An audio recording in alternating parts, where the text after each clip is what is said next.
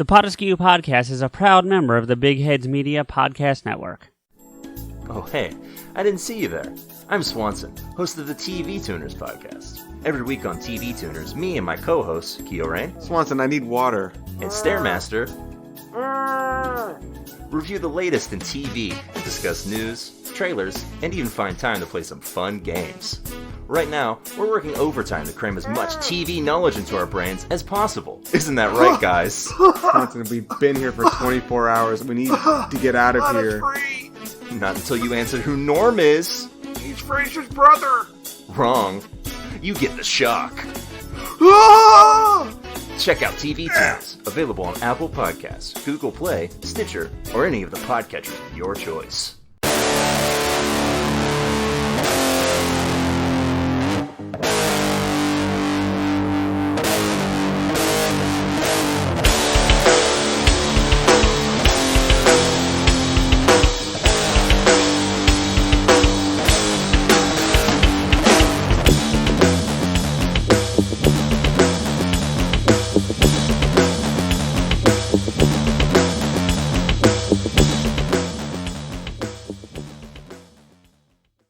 Welcome everyone to the PodAskew Podcast. I am CJ. With me, as always, is my hetero life mate Rico. What's up, man?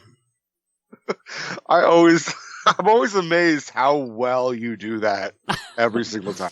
Yeah, much better than the way you do it on our bonus episodes. Fuck. Yeah, I'm very. So, how are you, buddy? I'm good. I'm good, man.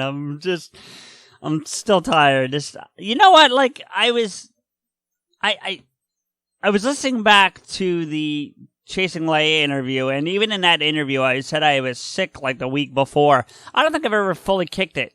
Like, I'm here, I can function, I was going to work, those things, but like, I don't think I've ever fully kicked whatever the hell was going on back then, you know? Yeah, there is a bug. I mean, I caught a bug. You know that. Steph had a bug. My buddy Michael is battling something right now. Yeah, and there's the coronavirus, of course, which is fantastic. Which is weird, because I didn't drink any fucking Corona. This may be too much, and if you tell me that I should cut this, I will, but someone the other day, and I didn't come up with this is not my joke, I'm telling you that right now, but someone the other day said, there's an easy way to deal with the coronavirus, just get stricken with Lyme disease first. Oh, that's so fucked up. It is, right?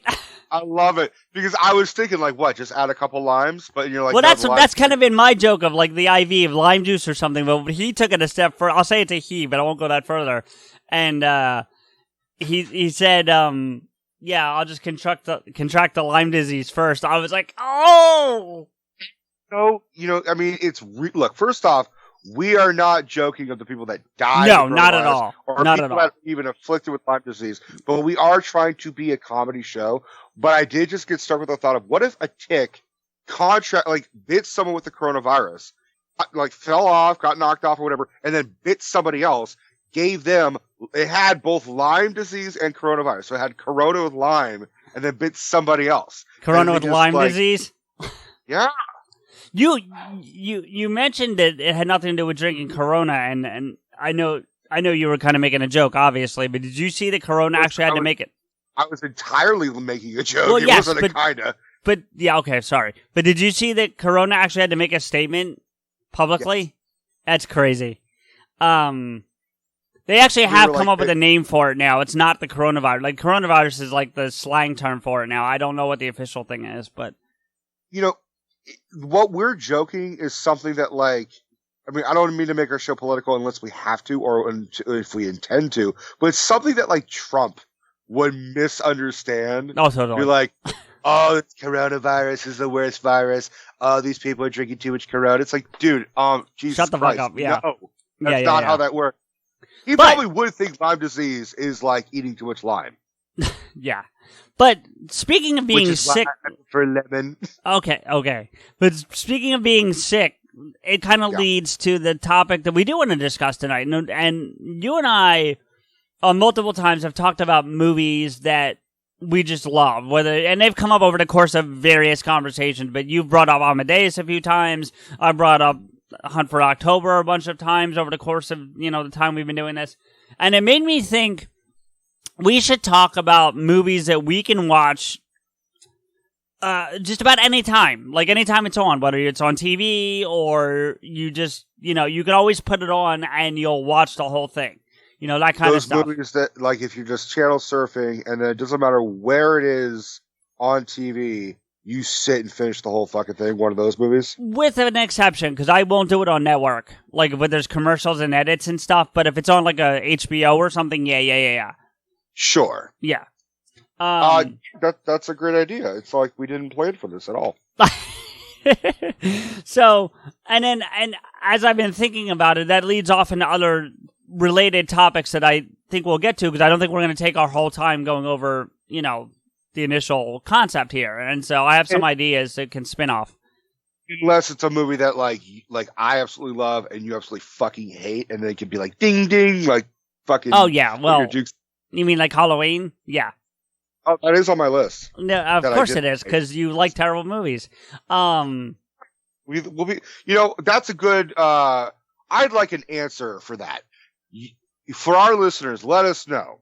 Do I have terrible taste in movies based on the list that I'm going to produce? No, or CJ? Or do we both have good taste? Or are we both wrong? Or just tell us if you guys are fucking listening. So here's the thing, though, right? And I'll say this, too, because Deb and I were talking about this off air, obviously, before we started. And she was asking me, she just started rambling off movie titles to see if she could guess which ones that I would say.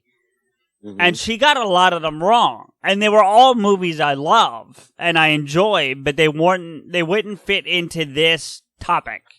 So she was saying stuff like Endgame and, Captain America and, and I think she said one of the Fast and the Furious movies, like things like that. Because she knows I like those movies, but they don't fit into this topic, this category.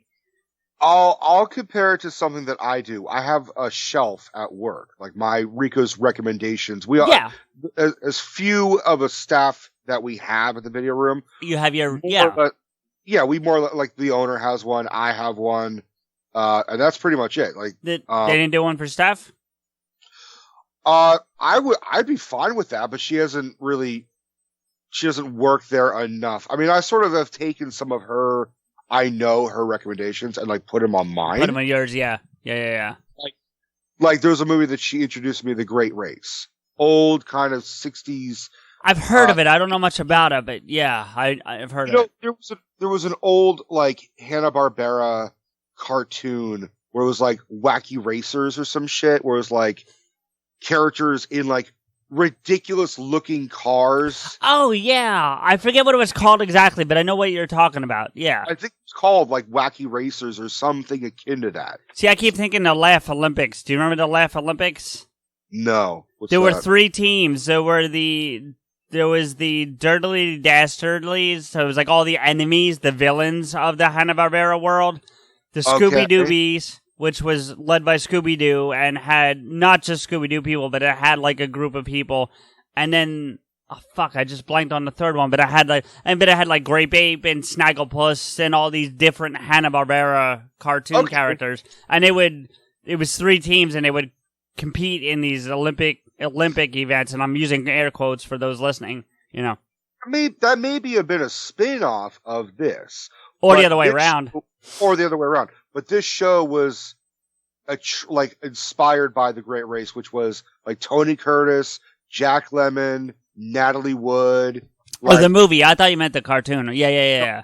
This movie. So what I was leading to was like, yes, I could watch Endgame, and I like Endgame, and there are those movies that I'm like, yeah, I love Indiana Jones. I love Jurassic Park, but I don't put those on my shelf because it's really like I kind of have come to the term like, well, of course everyone more or less likes Jaws or Jurassic Park, right? But or Indiana Jones. You're using your shelf as an educational piece. Am I understanding you correctly to like educate people about lesser known movies?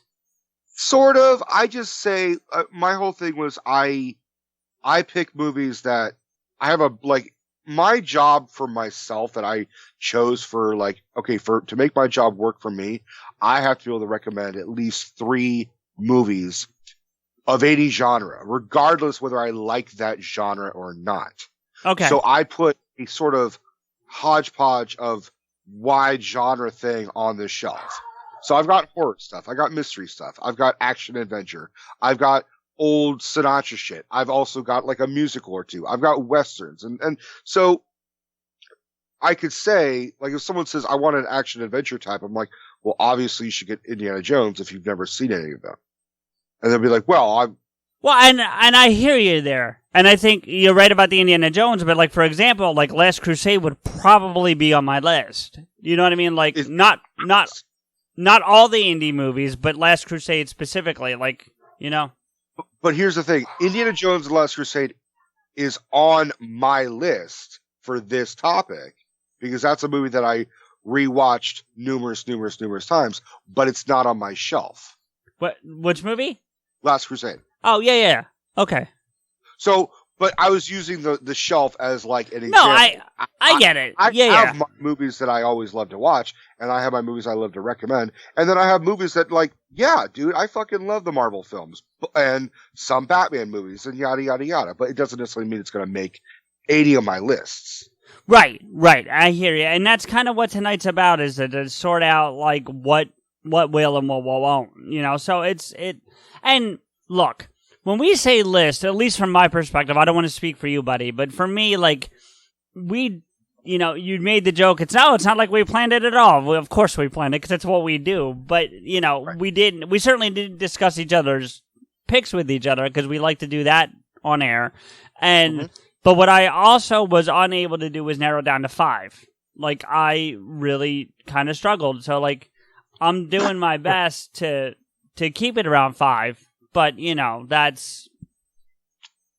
I can't make any promises of keeping it to 5. Well, good, and that's fine. And I don't want it to. And like I said, I have some ideas about, where this can spin off to, because I do have a side topic already I really want to discuss, but I want to go through our initial concept first. So I think we should jump right into it. And like right off the top of the head for me, when I was starting to think about this list, obviously Red October. Yeah, I knew that was coming up. But I mean, you can't be surprised by that either. Like we've talked, yeah. Well, I'm not surprised because I've known you for a while, right? And that would probably be arguably, if not the most prominent one that does keep coming up on the show. It's such a good movie. I mean, here's the thing. It's like I saw all the Jack Ryan movies like in one spurt. Like I had never seen any of them.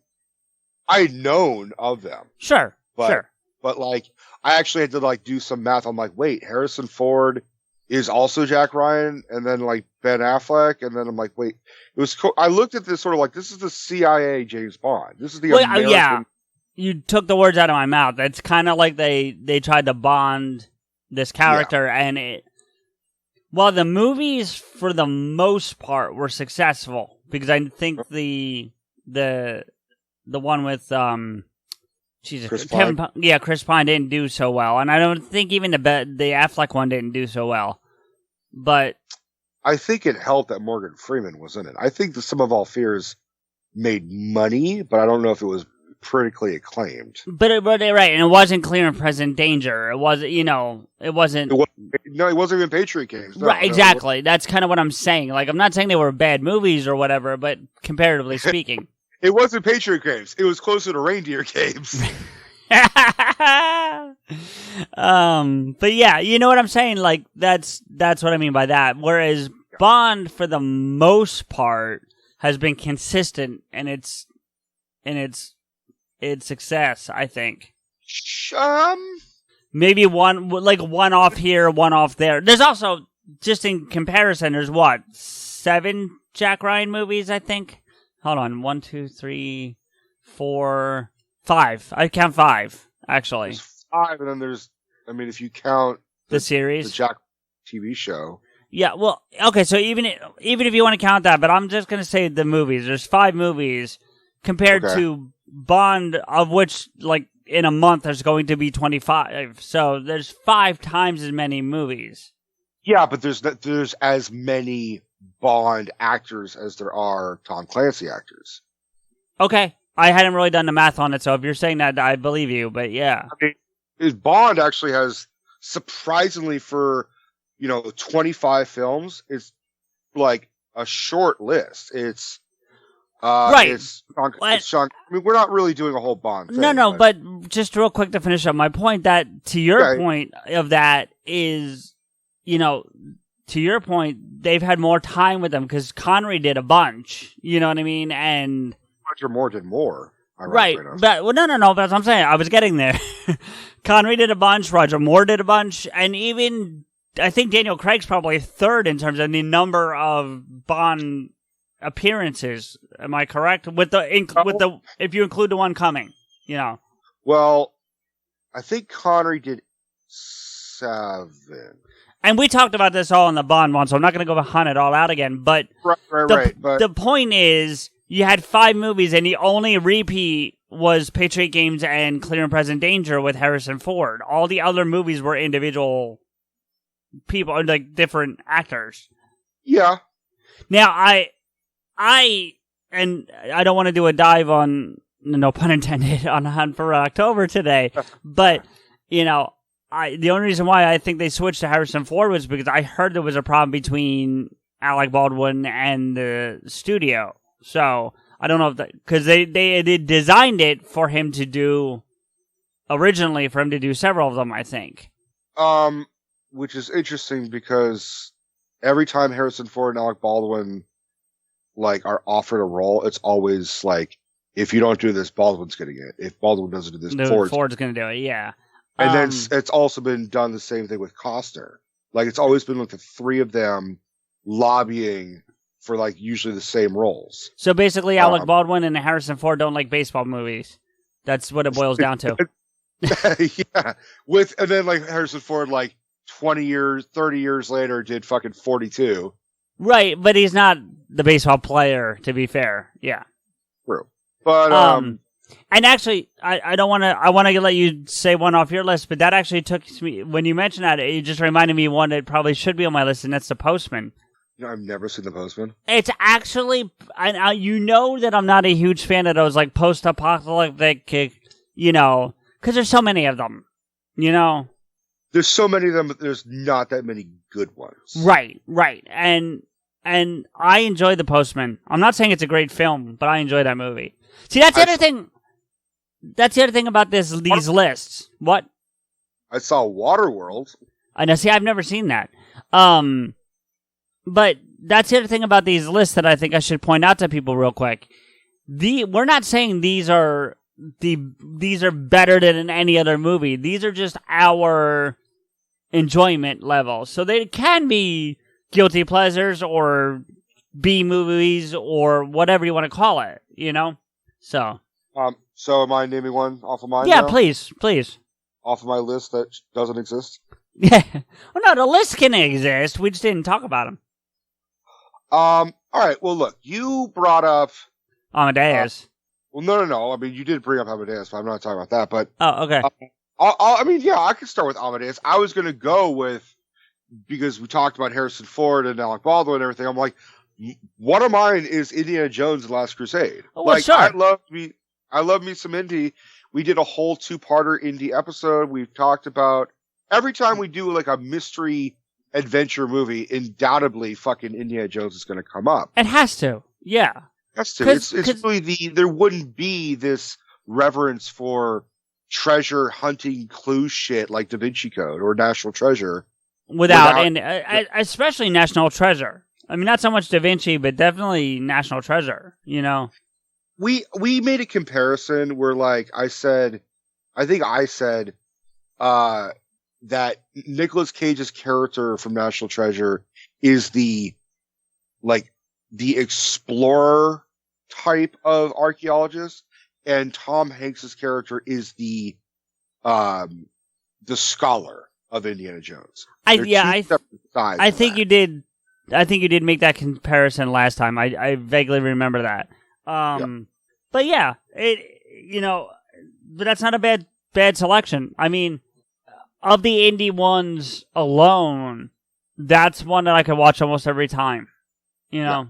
You know, another one for me, and I know you're going to shake your head and probably have something to say, but Crystal Skull is one I actually really enjoy. I know it's not the strongest in the bunch, and a lot of people consider it to be the weakest. For me, it's Temple of Doom. But, you know, it's a solid movie, you know, and I have a good time with it. I don't think so. Because when we did the whole indie thing, I watched all four, and you did as well. But like, oh, except Temple. I didn't get through Temple. I don't think. And I did. I did all four, and the first three feel like a trilogy. It feels closer, and then there's this one that is just for me. I'm like, I can't. Yeah, I mean, it's not the same as like Jurassic Park and then Jurassic World. Jurassic World still feels like a good addition to the Jurassic Park franchise, but like Indiana Jones is like the redhead stepchild. You know, I'm sorry. It's just. You mean Crystal Skull? Yeah, I mean Crystal Skull. Yeah. Well, and that's another debate for another day. But you know what I mean? We already had that fucking debate, buddy. Yes, we did already have that, and I'm sure we'll have it again at some point. But yeah, you know, Last Crusade is one of those movies that really just hits all the points. So it makes it easy to watch. You know what I mean? Like that's what I mean by hits all the points. Like it never. It has its low moments, it has its high moments, but the low moments are still good. You know what I mean? And when I say low, I mean like in terms of action and speed and pacing, you know. Mm-hmm. It doesn't really fail for me. No. And you always give me shit for this, but I saw it out of order. I saw the indie films out of order. Right. But, you know, here's the thing. It's like, it's not like I'm actively saying, oh, 1, 2, and 3, fuck that. I'm going to watch 3 first because I'm a rebel. No, I'm 6 and it's available and it's on TV and it was a home video and I'm like, well, this looks interesting. I'm going to put this on and see what this is about. So when I was a kid, and this may still happen, but it definitely happened a lot more when I was a kid. ABC, I think more than any other network of the like 3 networks, NBC, CBS, ABC, every year would have this habit of running different movies like around the same time every year. So like, on Palm Sunday, for those who are Catholic, they run the 10 Commandments every year. They still do that. That's one that still happened. But they would run the Raiders of the Lost Ark almost every year. Sometime in like the June, July era. Why they picked that time, I don't know. But they would just do it. And my dad and I would sit and watch Raiders together every year. No, I was on TV, but I mean, but the reason I bring it up is to your point. I was 6 and it was available. I was 6, I was 7, 8, you know, like. You just got lucky that you saw the first one in order. Well, I mean, to be fair, I don't think Last Crusade came out till I was 12, you know. Like, I was born and alive before Last Crusade and even Temple. Actually, I think I was technically alive before all 3, but. Right, but I think Crusade came out in 89. It might be 89, but either way, the point being that like I had well already seen Raiders, you know, by the time Last Crusade came out. Well, I picked I picked Crusade because, and it's linked up with another movie on my list. They have nothing to do with each other except for the fact that someone, and I think it was my dad. Which is bizarre to me that he did this. Took a VHS tape and like recorded 2 separate movies, probably on like HBO or something. Right. And they have nothing to do with each other, but it was a way for them. Like I picked this up on my shelf when I was like 6 years old, 7 years old, and I'm like, and I mean, I could already read at a very young age, so I'm like, I knew Indiana Jones was like part of pop culture. I knew of Indy, even if I hadn't seen it. Right. So I said, Indiana Jones Last Crusade. This must be the first one. I don't know. I don't know. Sure. So, and then I popped that in, watched Indiana Jones Last Crusade, was completely fucking dumbstruck with how much I liked it. and laughed so hard, and it was kind of scary for 6, 7-year-old, full of adventure. And then the movie was and I loved the opening scene, because that's why I was surprised that this was the third one, because it shows Indy as a kid in the beginning. Yes. So I was like, this is the most natural Indy film, because you see a progression of him as a child, him getting the whip, him getting the fedora, him getting all that shit, and then here's an older version of that doing an adventure. Okay. But then when that movie was over, it went on to the next movie, which was Rain Man. Okay. It's definitely an interesting combination. I don't know who the fuck decided that. I don't know if it was like they were aired at the same time and they just let the fucking tape keep going. I mean, it could be that. Listen, as someone who grew up with recording movies off TV, like HBO or whatever, you usually used wherever you had space. So, the discussion probably went something to the effect of, hey, is there still room on that video we did Last Crusade on? Yeah, all right, let's record this one. And they hit the button. You know what I mean? What it is. I mean, they were both around the same time. Rain Man's 88, Indy is 89. So, yeah. And they run those movies still. I mean, I've seen Rain Man on HBO recently. So, yeah. But so that was a weird. That may have been one of the first adult movies, and I say adult not in a porno sense, but like this is a grown-up movie. Grown-up movie. Yeah. And for like a 6, 7-year-old, I was watching it, and I recognized Tom Cruise. Sorry, wrong Tom. But I hadn't seen him in anything else. I think I had been kind of like, I think that's the guy from Mission Impossible. Like I was like, that's all I knew. But then, because it's a movie about autism and brothers and it's a road trip and there's gambling. It's a weird movie. Yeah. But for a 6-year-old, I was into it. I was into the music. This weird kind of fluty. Right. I just still, that's one of the best themes that I could recollect. It's funny. It's funny because there's a movie it's not on my list, but very similar in style that I absolutely love. And it is a movie I enjoy. It wouldn't make this list that we're talking about, but it's called The Wizard with Fred Savage. And he's probably the most. That one. Yeah. He's taking his younger brother. He's like 12, 13.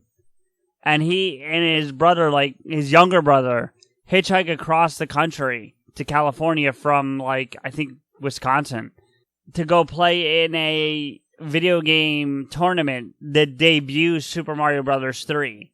Okay.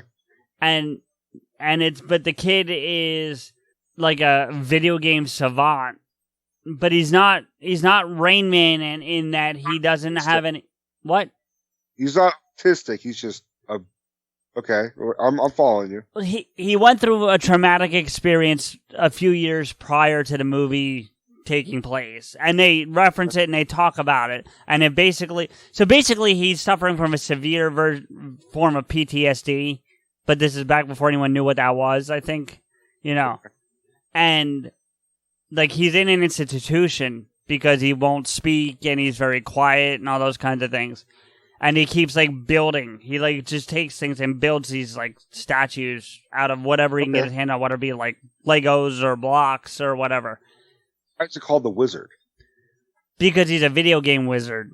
Got it. Okay. Yeah. Hey, I mean, that sounds actually pretty good. I'll check it out. It's okay. But if you grew up in that era of the original Nintendo and playing with the original Teenage Mutant Ninja Turtles, the original Zelda, and the original Mario Brothers games, it. I mean, I was a little late, but I fall in that sort of demographic. Right, but I'm also a gamer compared to you. I know you game, but compared to you, yeah. And so for me, it's and it was the debut of Mario Brothers 3. Like nobody had ever seen the game. The game did not come out before the movie. Like they released the movie almost as a marketing tool. What? Tie-in. Yeah, And it was also a way to try to sell the Power Glove, but it didn't work. Well, no, it worked because it sold a bunch, but the thing was terrible. So, but anyway, were you done with your movie? Because Well, no. I mean, it was more of just. I mean, yeah, it was. Well, it leads me to my next. It leads me to my next movie. So you talk about your movie. Well, and that's the thing, because you mentioned Tom Hanks with Rain Man, and as I'm sitting here talking to you, it occurred to me he's in like 2 or 3 of my movies that could fall into this category. Well, wait, I said Tom Hanks and Rain Man, but I fucked up Tom Cruise. Tom Cruise, yeah, I know. So who are you talking about? You said. I think you said Cruise. I think I fucked up and said Hanks. I said Hanks. Then I changed it to Cruise. Which Tom are you talking about? Cruise. Okay. I meant to say Cruise too. We both fucked up.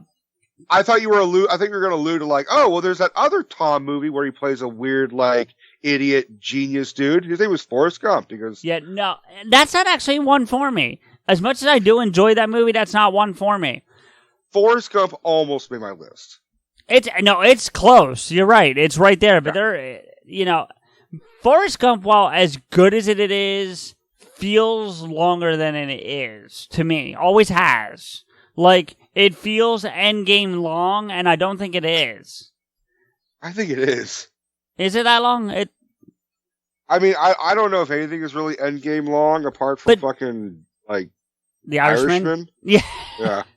Okay, well then I'll put it that way. It's Irishman long. Like it feels Irishman long to me.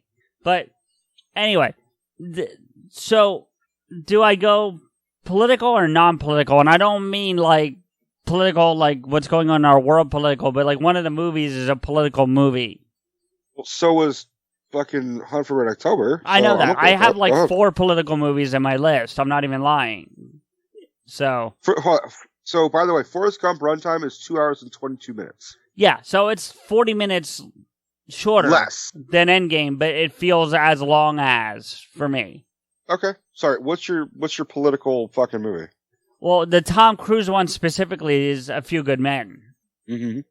That's another one that I can watch over and over and over again. Yeah, it's just not for me. What? Not for me.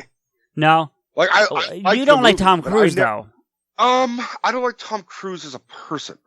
I like Tom Cruise movies when I have seen them, but I'm not actively like, oh, the new Tom Cruise movie's coming out. I could give less of a fuck. It depends on the movie. I'll say that like about the new Mission Impossible, but not because Tom Cruise in it, but because I like the Mission Impossible movies.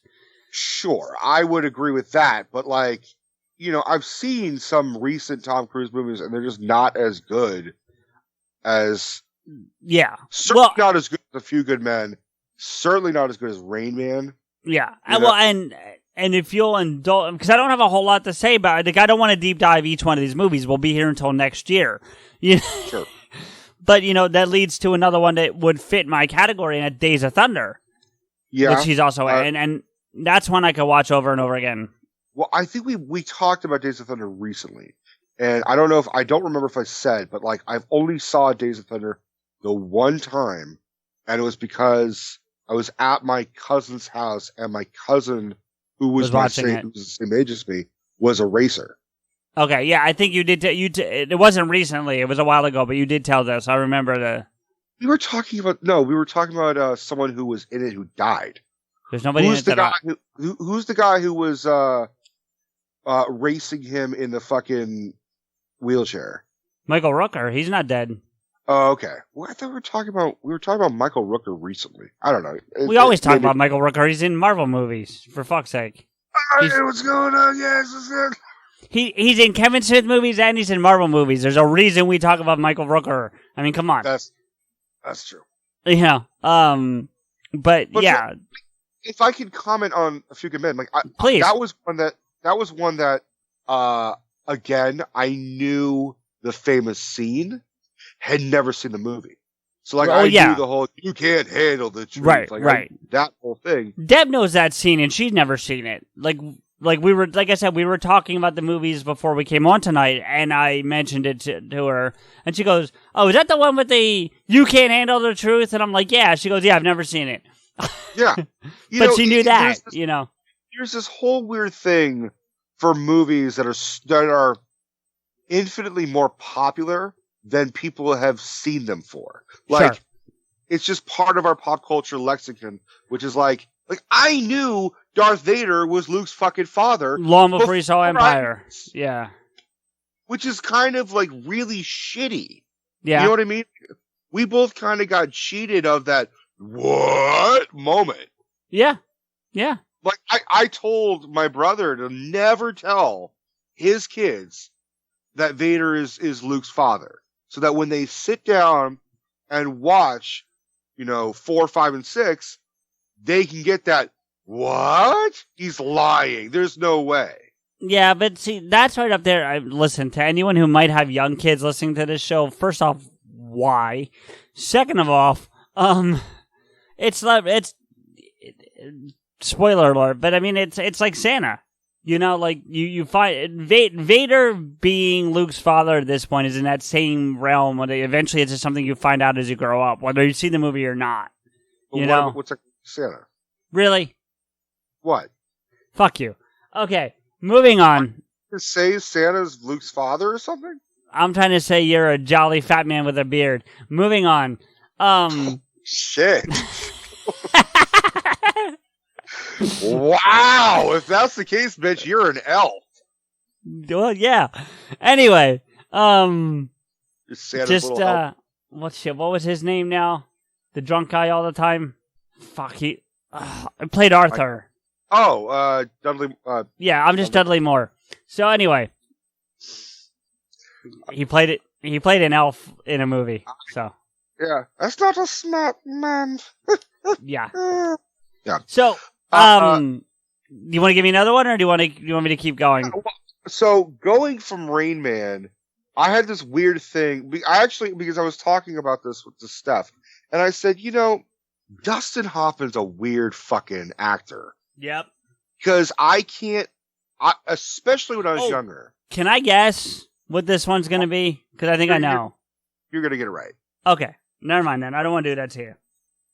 Well, so going from Rain Man, and my dad was like, he let me watch what I wanted to watch, but then he would come in and say, Rico, what are you watching? And I'm like, I don't know. It's some weird movie with Tom Cruise. I don't know what this is a movie about.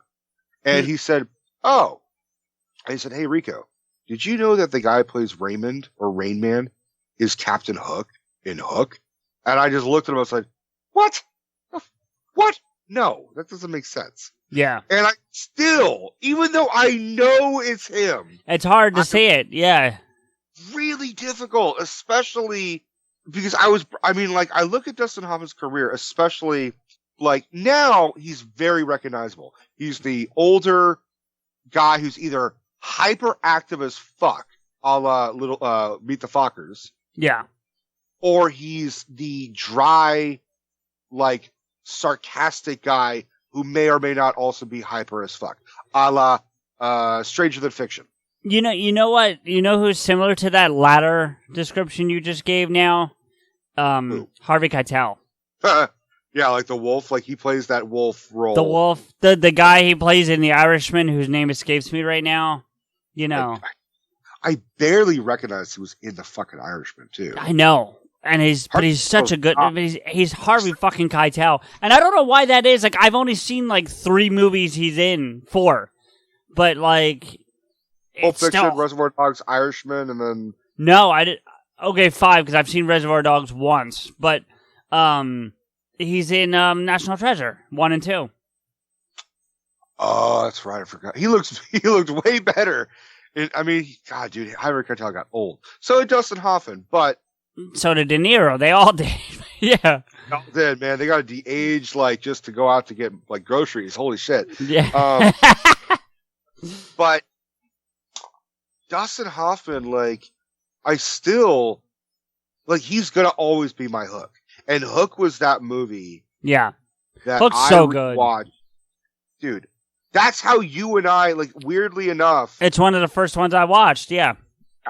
It was because I had just done a whole Peter Pan. Peter Pan, yeah. I didn't say it. I almost said it. Peter Pan, like, marathon of a bunch of different versions of like Pan movies. Yeah, you and I, one of the first conversations that we ever had for Peel Behind the Curtain, I think, is you were talking to me about Walken playing Captain Hook in that live one that they did. Yeah. We didn't record it. It was like we were on the phone or something, but yeah. Because it's weird because I was still doing the Peter Pan marathon when you and I started talking. Right. I'd only aired like Hook and one other one. And then, so I was like, you actually convinced me to get back on Twitter. So I went on Twitter, and one of the very first fucking things I did was I live tweeted watching this Broadway revival version with Walken as Hook. And it was bad, dude. It was really, really bad. Like, I feel bad to like, oh, Chris Walken, like, you're old and you forgot your fucking lines, but like, dude, Chris Walken, you're old and you forgot your fucking lines. Yeah. It's just bizarre, and it's sad because he wanted to do it, and in theory it could kind of work, but that's a bad Peter Pan. But a great Peter Pan is fucking Hook, man. I just fucking everything about it, like the fact that like I knew who Robin Williams was, so to see Robin Williams at a young age and be like, that's Mrs. Doubtfire. Of course, if anybody is going to be a giant kid, if anyone's going to be a grown-up Peter Pan, it's going to be the guy who knows childhood better than anybody. Yeah, no, absolutely. But I mean, even all of them, like fucking hell. I keep wanting to say Julia Roberts as Tinkerbell was a great call. It didn't bother me, or I didn't. I mean, I wasn't as into background of movies as I was years later. Yeah. But watching it now, I'm kind of like, Julia Roberts is fine in this, but I know so much about the background of this movie that she was unhappy on set. Oh, and, yeah. Spielberg was really unhappy with her and wanted to fire her numerous times. And like the crew and cast called her like Tinker Hell or something. Oh, really? Something. Wow. That's sad. Yeah. Like at one point she like left and like was like disappeared to like be with another actor in like the middle of Ireland or something in the middle of shooting, and like Spielberg had to like hunt her down and be like, what the fuck are you doing? We're filming a fucking movie. You don't get to just leave. Well, let's hopefully talk about a positive actor in that same film, and Bob Hoskins as Smee, who might have actually stolen the show. Like that guy, like as great as Robin Williams is, and he was in that movie, and even Dustin to his credit, Smee makes that fucking film. Agreed, and it's the dynamic between Hoskins and Hoffman. Yeah. That makes it so entertaining. So entertaining. But here's watching Robin Williams, he's less on in that movie than you would initially think he's going to be. Because he has to be the fussy fucking grown up. And even as he starts to redevelop his Peter Pan-ness, if you will, he's still not the Robin Williams you're used to seeing in like a Mrs. Doubtfire or a Birdcage, Yeah, he's not doing his, I've been dancing. He's not birdcaging it. He's not Mrs. Doubtfire. He's not even doing a Jack, right. But also, and just to give Robin the credit, even though, I mean, obviously he's passed on, but for anyone who's listening who might get a little bent, we know Robin's capable of amazing, serious performances. Good Will Hunting is a great example of that. Dead Poets Society, where he gets a little bit of both. He gets to be a little Robin, but he also gets to be very serious, He shows his, I love that change. Where Robin, when he gets very serious, he drops his voice and, and he's, he loves the sensitive, and then when he's like doing like, it's not your fault. There's, and then there's, no. it's a transition. Yeah, and I think on last year's Patty's Day episode, the how about them PB&Js, we talked about this, so I'm not going to get too deep into it, but he delivers one of my favorite lines in cinema in Good Will Hunting, when he's like, fucker, I forget exactly how he phrased it, but it's sad because it is one of my favorite lines. What? Son of a bitch stole my line. That's it, yeah. I couldn't remember the curse at the beginning. I knew this stole my line. Which he improvised. Of course he did.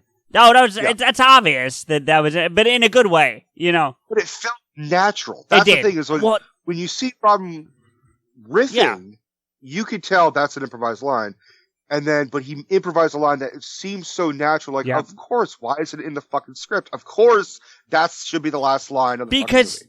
Because we don't want to get into a whole Robin Williams discussion now, although maybe that's one of our deep dive actors, because I think we could have some fun with that. But people don't realize, a lot of people realize he was Juilliard trained. Like, he is a classically trained actor. He's known for this improv off the wall, like, you know, zany Robin Williams, who can some people view him as, you know, that guy who can occasionally do the serious role. He is a classically trained, or was a classically trained actor.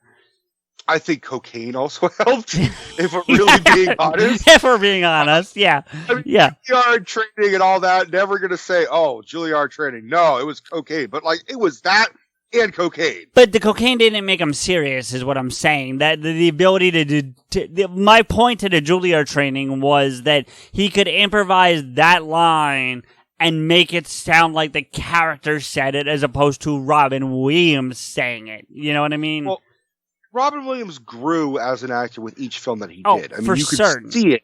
You could see the Juilliard training, but, like, you know, when he was Mork, come on. There was no seriousness with Mork. Yeah. That was Robin on coke for sure. Or Popeye. And then it was Dead Poet Society, and it was Good Morning Vietnam. I love that movie. That was a great movie, but that blends both because you know, I watched Good Morning Vietnam when I was in high school. We had to, like, I don't know what the subject of it, why we were watching this fucking movie, but we were watching this movie and we're all laughing our asses off at Robin being Robin. And then all of a sudden, like, oh shit, this is a serious ass movie. Yeah. Like, you forget that this is set in fucking war-torn Vietnam. Yeah. You know, it's interesting. Realities of it. When I was in 5th grade, they showed us Glory. Wow. Yeah. Wait, what grade? 5th. Dude. That's a bit extreme. No, they sent home, like, permission slips. Like, the parents had to sign off on us being allowed to watch this movie. But, yeah. And it was because we were talking about the Civil War. Like, that was the point of showing us the movie. But... Okay. No, it wasn't just, okay, hey, we're having a movie day, let's put this movie on. Like, there was a purpose. There were days where, like, it's so weird. Like, you just like, I had a Facebook reminder today or yesterday, and it was a post I made, which was like, you know, I'm beginning to realize that we watched way more movies than we really should have. And I think it was just because the teacher was hungover as fuck. And when I first initially posted that, the mother of a girl I had dated was a teacher. And she commented and said, that's absolutely fucking true.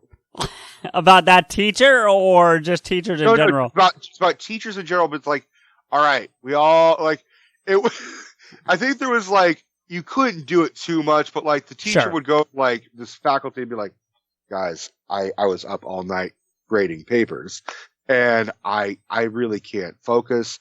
Is it okay if I just put a movie on? Or they would just do it.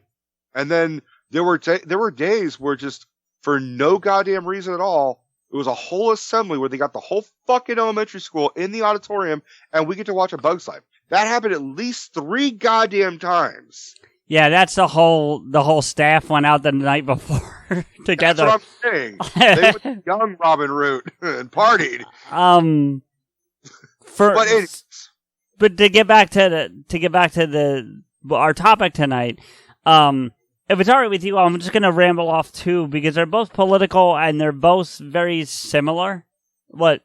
Well, I wanted to finish with Hook for just one I'm second. sorry. I thought you were done. My bad. Well, you brought up Bob Hoskins, and you're right. But like, I read that the way they worked so well, Hoffman and Hoskins, was because they couldn't figure out how to talk to each other, and then they both came to the same conclusion at the same time. Yeah.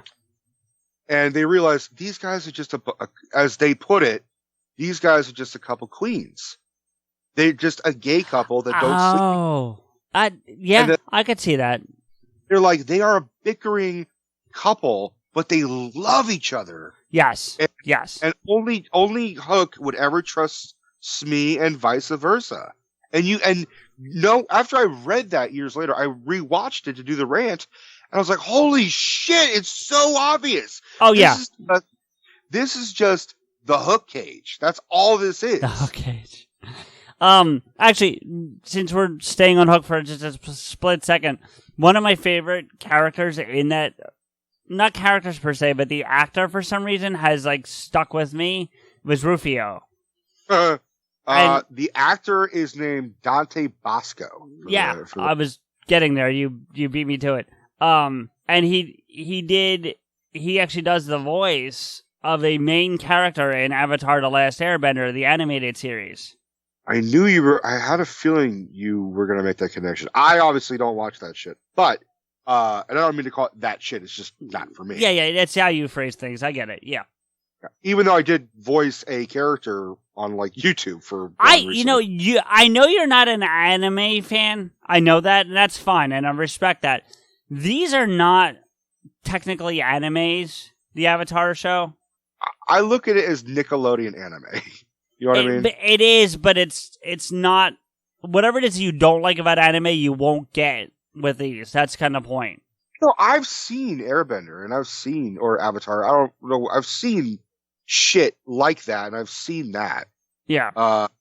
But it's still just, it's a whole mythology that I'm just not ready to dip my toe in. You know what I mean? Yeah, I hear you, and that's fair. I'm not giving you shit. I'm just saying I think you would like that better than say something than like Ghost in the Shell or, Full Metal Alchemist or one of those traditional animes, so. Yeah, I mean, you're referencing shit that I'm just like, what? What? Yeah. I know Ghost in the Shell, but I'm like, Full Metal Alchemist? Yeah. Huh. But, for Rufio, my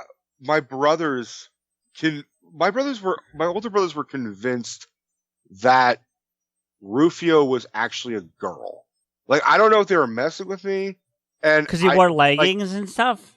No, they were like saying like they just thought that they thought Dante Basco looked feminine. They thought it was a woman. They thought it was going to be a whole big reveal that it was actually a girl who was like hiding in the Lost Boys and like took on. And I was like, you guys are way overthinking this shit. Yeah, a little bit.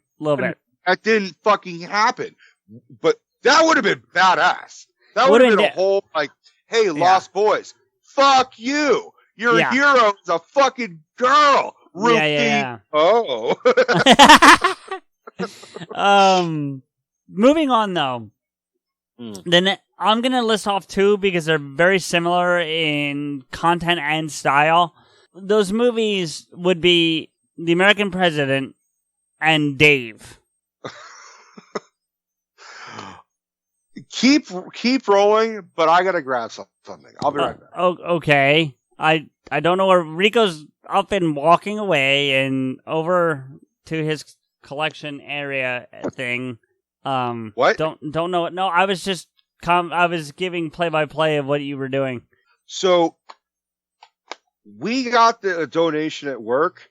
Yeah. Steph was like, "Oh, we have got to take this because no one's gonna buy it. Like I get first dibs." Yeah. Oh, look at that. That's pretty funny. It's The American President and Dave double feature. Yeah. And I opened it. It's empty. Steph watched one of these motherfuckers. That's funny.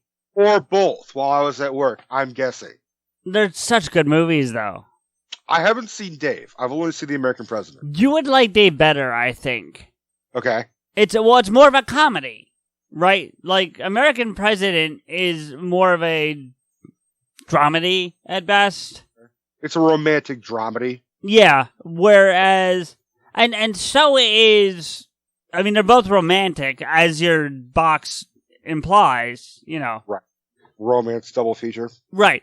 But Dave is more of a comedic than American President.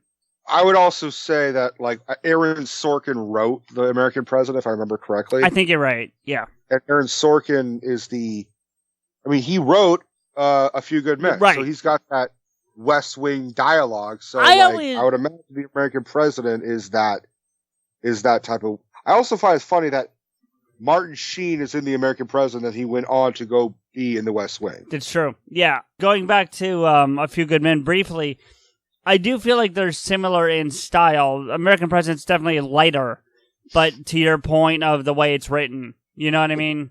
So there's a very Sorkin way of... Yes. Yeah. Steve Jobs. So Dave is, to give you a quick synopsis, is about a guy who looks exactly like the current president in that world. So it's not meant to be like Bush or Clinton or any of those. It's just, random president, So it's Prince and the Pauper, but American and president. I've never seen it, so I don't know. But the Prince and the Pauper is doppelganger. One is a prince, one is a pauper. They decide to switch places. Well, no, this is slightly... I mean, yes, the concept's similar, but it's different in that the actual president... Now, just to... And this is not a big spoiler. Chris Klein... No, not Chris Klein. What's his name? Kevin Kline. Kevin Kline, thank you. Plays both roles. Of course he does. Well, he has to. No, you're right. But I'm saying this isn't like they got a guy who he looks similar to. He literally is playing both roles. And the president suffers a stroke while he's like fucking his secretary. No, I'm not like. You sure it's not based on Clinton? Yeah, well, no, but like so much so that like they literally show him on top of her. There's moaning, and then he just collapses on top of her, like passes out. And she's like, Mr. President, and he's just dead because he dies. Like he has a stroke and it kills him. Oh, so I'm guessing the White House and the American government don't want to have a giant controversy. No, it's not even that complicated. The Secretary of Christ, why am I blanking on this position? Because you're thinking about the other position the president was in. Yeah, that's it. Yeah, that's it. Whoever would be third in charge to the because the succession. It's president, vice president, and I think it's like the speaker. Then it must be whoever this guy is. What's that? It's whatever Pelosi currently is, right? Yeah, but this guy's not Pelosi because he's not in the House. So anyway, the point being is that he and somebody else concoct this plan that they bring this because they brought the lookalike in. They brought the other guy in, the pauper, to your point, Dave to stand in for him as he was leaving a speech so that he could go fuck his girlfriend, and it still looked like the president left the premises. Oh, so he was already hired? Correct. Oh, as a one-off. He's a double. Right. He was meant to be a body double for a one-off, but then when the guy dies, they bring him in, and he ends up actually being president for like 6 months. Yeah, that only works as a fucking comedy, because if that happened... Oh, yeah, it'd be a fucking disaster. That actually happened, and the word got out, like, oh, yeah, actually, this whole time, it was just a dude, whether he's from Juilliard or not, it's just a dude. Yeah. Happens to look like the president, sounds like the president, because that's also important. Then we would be like, oh, so we went to war for no fucking reason? Yeah, well, it's not that serious, but yes, I get the point you're making. No, I'm writing the film. It's not going to be that serious. But there's some serious actors in this thing. So, I mean, like I said, you got Kevin Kline, who I think is underrated, honestly. Oh, Kevin Kline just gets the regard that he deserves. He's always kind of like this is not on my list, but I fucking loved him in A Fish Called Wanda. I've never seen that. Dude, as a Python fan, right? Because it's Gilliam, right? Or is it Jones? No, it's John Cleese. Oh, is it Cleese? Okay, yeah. And Cleese directed it, I believe. And it also has Michael Palin. Well, Well, let me run down. Going back to Dave, let me run down the list of actors in this movie. This little, well, you've got it in front of you. It looks like, but I have an abridged version of it. I have the credits on the back of the DVD. Right. You've got Sigourney Weaver in this. You've got Frank Langella in this. You've got Kevin Dunn in this, which isn't a name people recognize necessarily, but if you saw him, you'll know him. Like he's that guy. You know what I mean? I think Ving Rhames is in this, and I think it's one of his first movies. Well, when did Dave come out? And then wait, let me go through the list because there's one or two more people that you need to hear. Ben Kingsley's also in this. Wow. Yeah. God himself. Yeah, he's actually the vice president they're trying to avoid. So they're staging a weird coup in a weird way. Like we want Dave to be the president because fuck the VP. Yeah, basically. Yeah. Wow. No honor amongst fucking in politics, huh? No, not at all. So it's a fun movie. That movie came out in '93. Ving Rhames, by the way, you may be right. This might be one of his earlier films, but Pulp Fiction was right in '94. Well, yeah. Pulp Fiction's the one that broke him out, but I feel like Dave was one of his first films. Do you know who gave Ving Rhames the nickname Ving? No. Because his name is Irving. Oh, okay. Well, Irving. Yeah, that makes sense. Stanley Tucci. They were fucking roommates and friends. And he called him Ving. And that's it. That's all it is. It makes him stand out, though. If you think about it, you think Ving Rhames, that's a name that stands out. Oh, yeah, for sure. I mean, no disrespect to anybody named Irving. No, of course not. Irving will fucking pay your taxes for you. Ving Rhames is an actor that, has that gravitas. There's a reason why, Michael Clark Duncan kept all three of his fucking names. Yep. Well, Duncan Ving's also the voice of Arby's. I never made that connection, but it makes total sense. He is, yeah. I have to take back my statement. Are you sure? I thought it was that other big Nope, dude. it's him. It's Ving Rhames. It's not the insurance dude? Mm-mm. Okay, you're all right. Michael Haysbert, I think is his name. I know who you're talking about. Yeah, dude from Major League. Because that's actually one of my movies. Major League? Yeah, I fucking love Major League. Really? Yeah.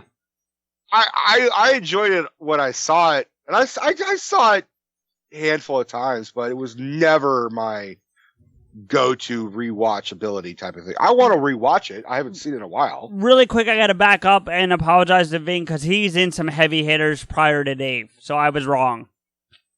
Prior to Dave, yeah. He's in Jacob's Ladder. Never saw Jacob's Ladder. But it's a big name. It's a big name movie, Sure. He's in it. That I don't know. That I can't speak to. That's debatable about whether, he was in this movie, or Fair. He was big in this movie. Fair. But he's credited. He's credited in this movie on the back of the DVD for me. But yeah. If he's also in The People Under the Stairs. That's isn't that a Craven film? I don't know. He's in Stopper, My Mom Will Shoot, which I know is not a great movie, but still people know it. Enough, I have seen that. I know you have. Yeah. It's Alone and Estelle Getty. Yep. I've been on a fucking Golden Girls marathon. Fuck, we watch it every goddamn Sunday. It's so good. I love it. I'm getting tired of it just because we literally watch 12 hours of it every fucking Sunday. That's how I fell asleep. I forgot. I was like, I feel bad because I'm like, normally I listen to the episode as I'm going to sleep. Nope, dude, it was fucking B. Arthur and Estelle Getty and fucking. I'm really kind of getting to the end of my pre-planned list. I'm sure I could think of other ones as we went through, I did with Days of Thunder. No, I'm just saying for me. You know what I mean? So the only other one where I could go on. Well, how many more do you have? Because I have another spin-off topic I kind of want to get into that I think is similar, but... All right, well, I have... I mean, I've got a decent amount. I'm not going to lie. Okay, well, why one. Let me propose my next topic, and you tell me if any of these, because there may be crossover, and I mean that sincerely. So, like, for me, when I get sick, like if I'm like down for the count sick, there are movies I want to watch, and they're not always when I'm sick, but they're like comfort food movies. Do you know what I'm saying? Yeah.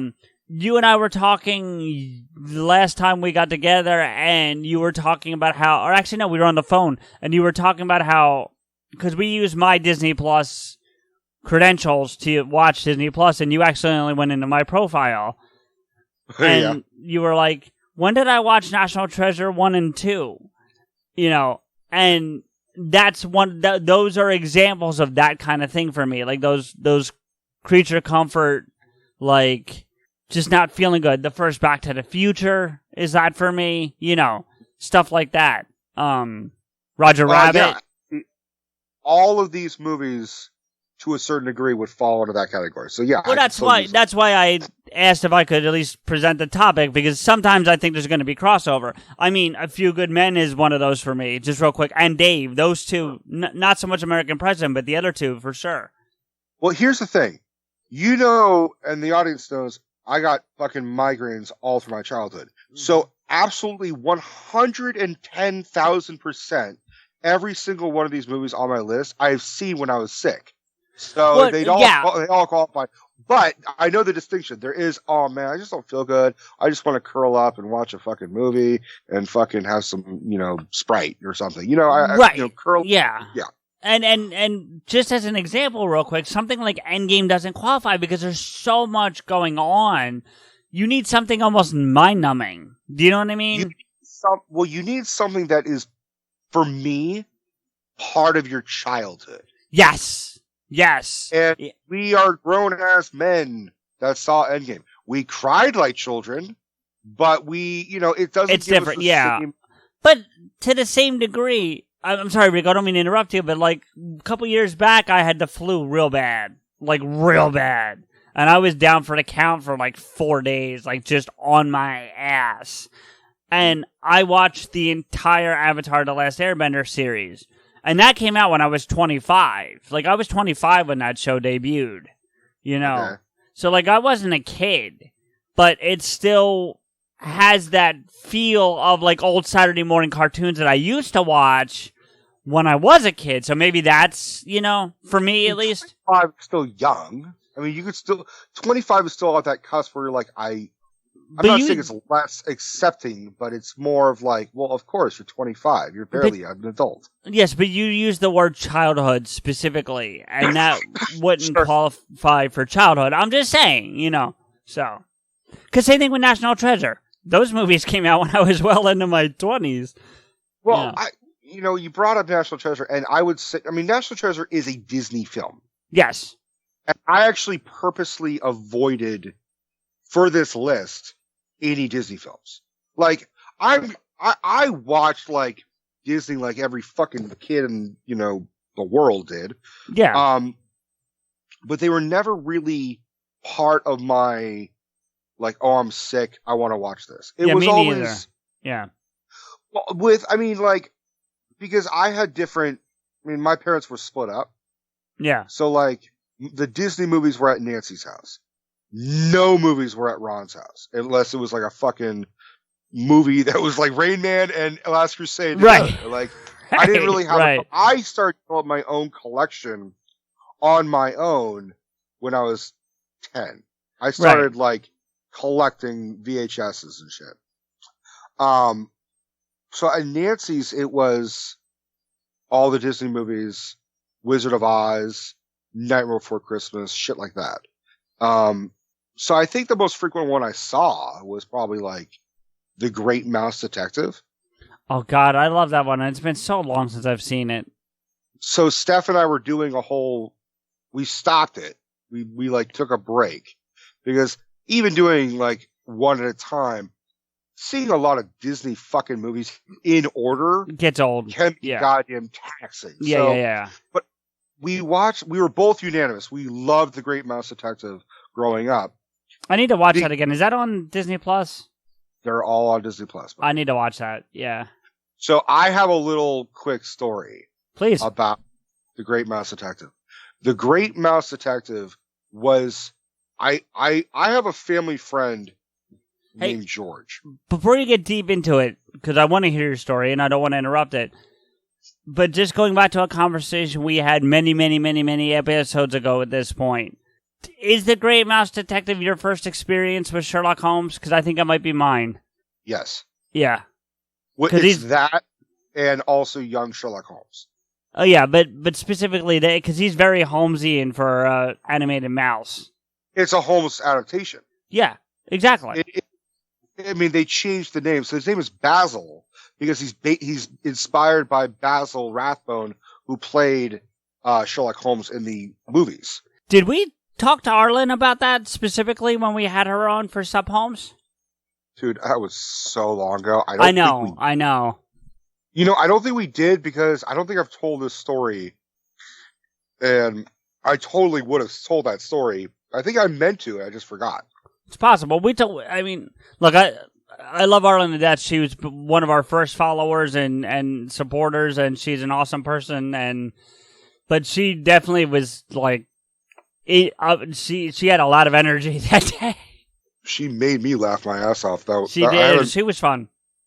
I like to laugh, and I do laugh, but there's been not so many times where I've laughed so hard that I had to stop recording so I could breathe.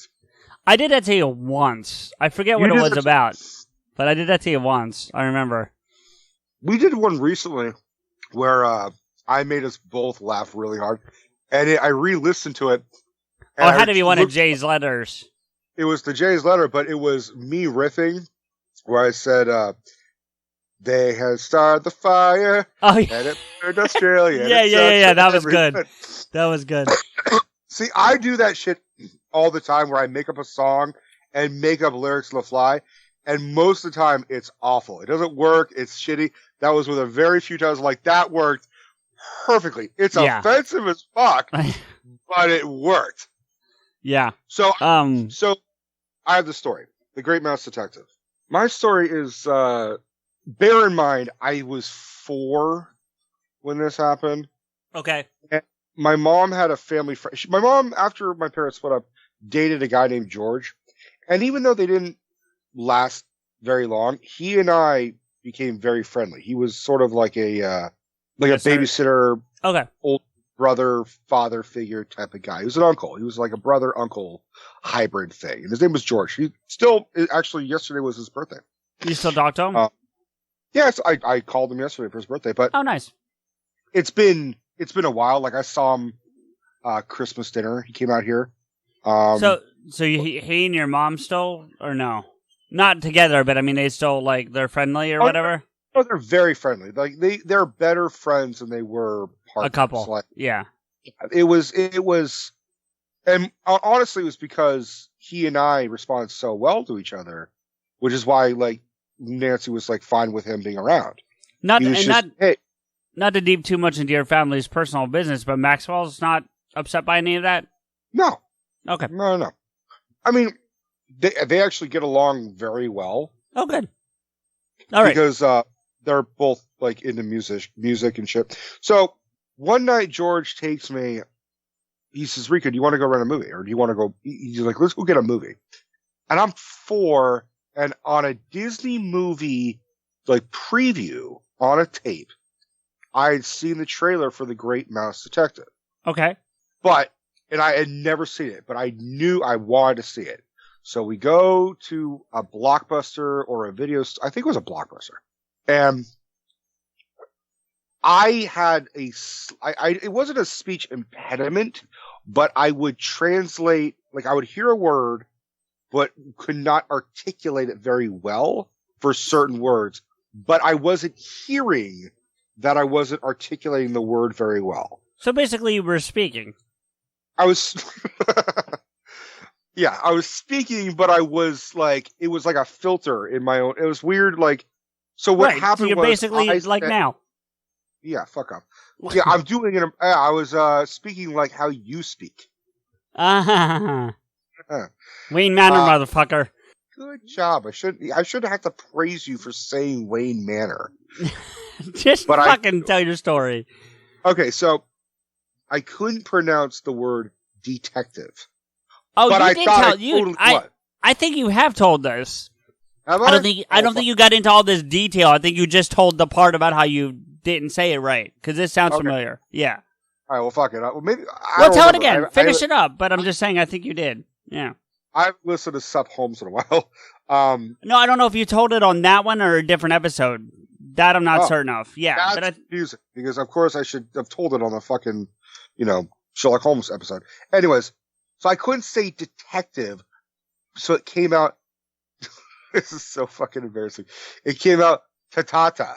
Yeah, I think you told this story. Again, I'm not sure that it's on the Holmes episode, but yeah. Okay. Well, if I've already said this, then it's already out there. But no, it's still funny. Yeah. I went there. I was like, "Do you have the great mouse Tatata?" And in my own mind, I'm saying detective because that's how I thought it was. Sure. And you're 4. Yeah, I'm for not bad for 4. Yeah. And so they were like, "We don't know what you're trying to say, Rico." Yeah, but George translated or somebody translated for you. Oh, and as a video store clerk, I look at that clerk and it was a teenage girl, and I keep thinking, you were so bad at your job where you couldn't figure out 2 of the fucking 3 words I was trying to say, like great mouse, blank, like it's gotta be something. So they were like, "We don't know what you're talking about." So George was like, "Rico, why don't you go grab the movie, go look for it, and then bring it to us?"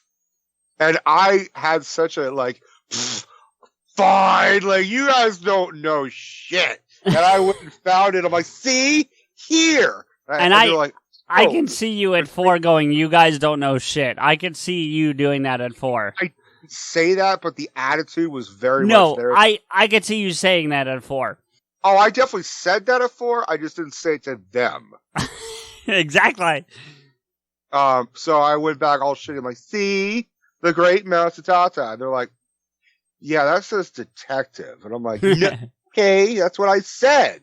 I did the classic thing, like, "That's what I said." So that was, I don't know why I brought this up, but I guess that was a movie that I saw. That was, if there was ever a Disney movie, that would have been on this list. Gotcha. But going with the whole like sick illness. Yeah, whether I was sick as a kid and I watched these, or I'm sick at 28 years old and I'm like, what would be my go-to? There's definitely a couple. Goonies for sure. I should have guessed that.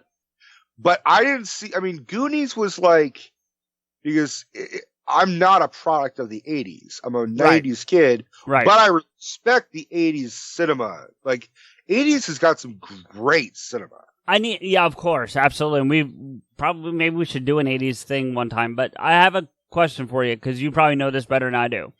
Sure. The Goonies takes place in Oregon. That I know. But is the town fictional or is it real? Do you know?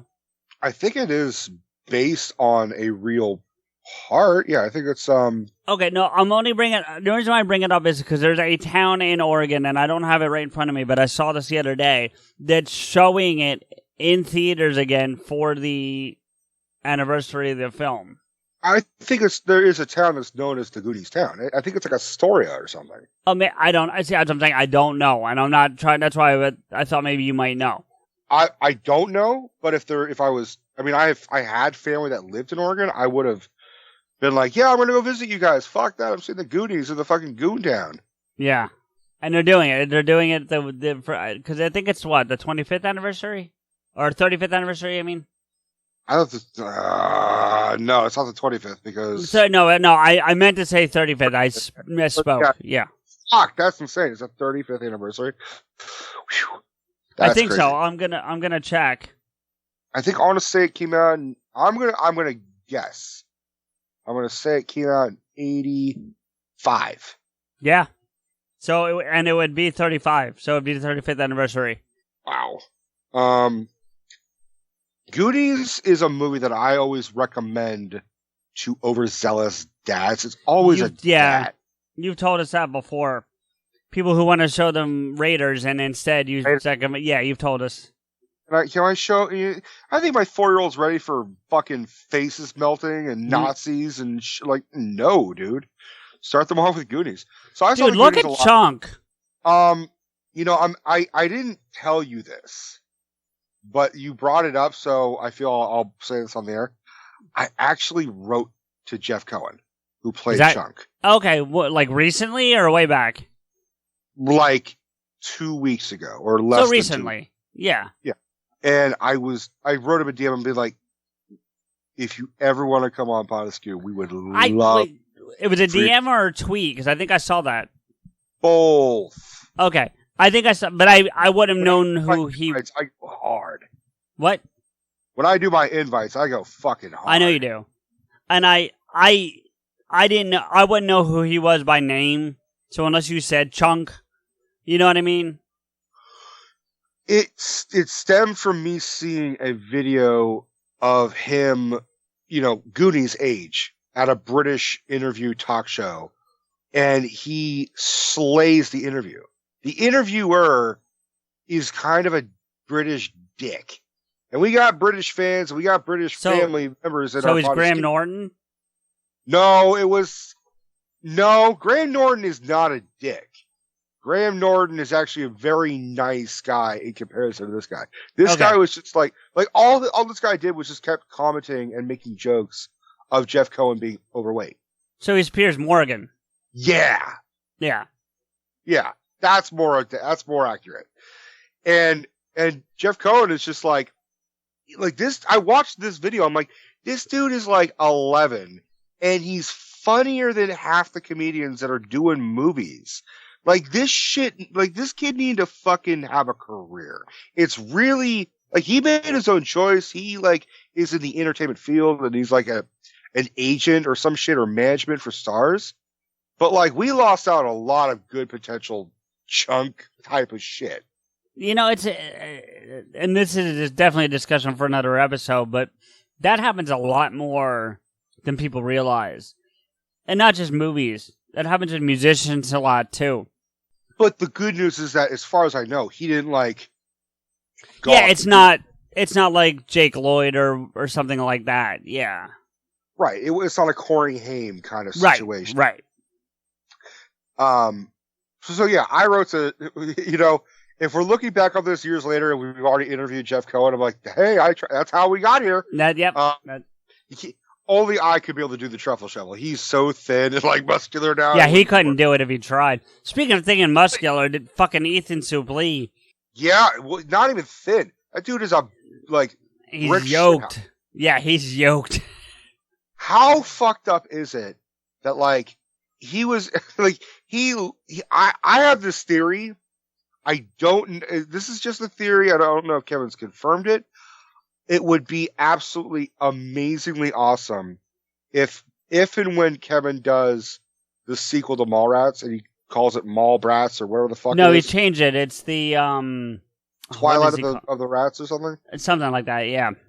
To be fair, I've preferred Mallbrats if I'm being honest. I'm with you. Yeah. What if Ethan Suplee comes back as Willem from Mallrats, but he's now the new LaForce? Which is why he got so fucking ripped and huge. That's a good idea. Right? That's a good idea. Like, it would not only did he find the fucking sailboat, but now he's chasing after Jay and Bob in a mall. I was going to say he'd be the Easter Bunny. And when they go to beat him up, he just, like, rips off the hat and fucking kicks the crap out of them instead. I like my idea better. No, I do too. I do too. All things equal, I do too. Right. But yeah, fuck. Yeah. Anyway, did you have any more you wanted to say about Goonies though? Because I have a kids like ensemble movie that would fit in this category.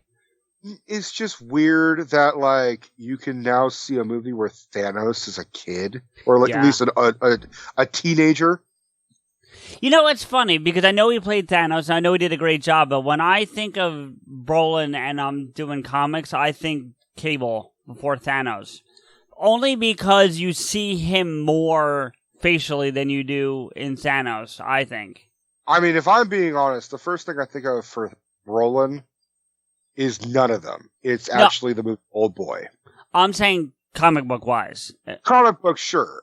I would say Thanos because I thought as much as Deadpool 2 was a decent movie and as much as Brolin was fine as Cable, I was more enthralled and wowed by him as Thanos. I agree with everything you just said.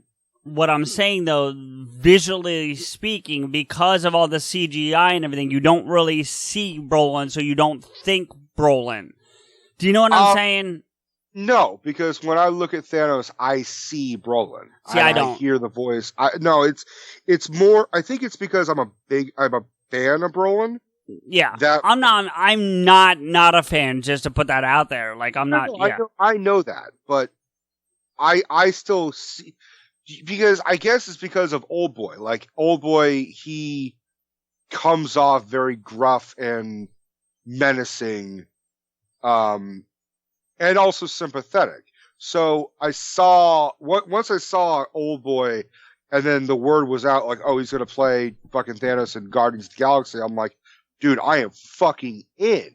And also there's the gradualness. Because I would say Brolin looks less like Brolin as Thanos less in Guardians of the Galaxy than he does in Avengers, Infinity War, and Endgame. Because in Guardians, he's like blue. And or purple. even the end scene in Avengers. Because in Age of Ultron, yeah. No, it's Avengers. But that's not Brolin. Okay. That's not Brolin at the end of the bonus scene of the first Avengers.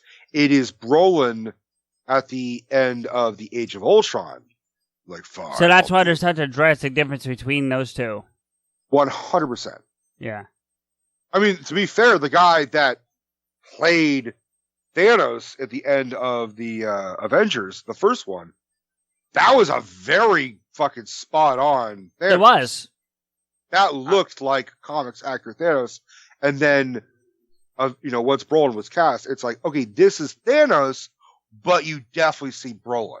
Yeah, I mean, I get what you're saying, but I see more of him in Cable. That's just me. But that's not, I'm going from a visual.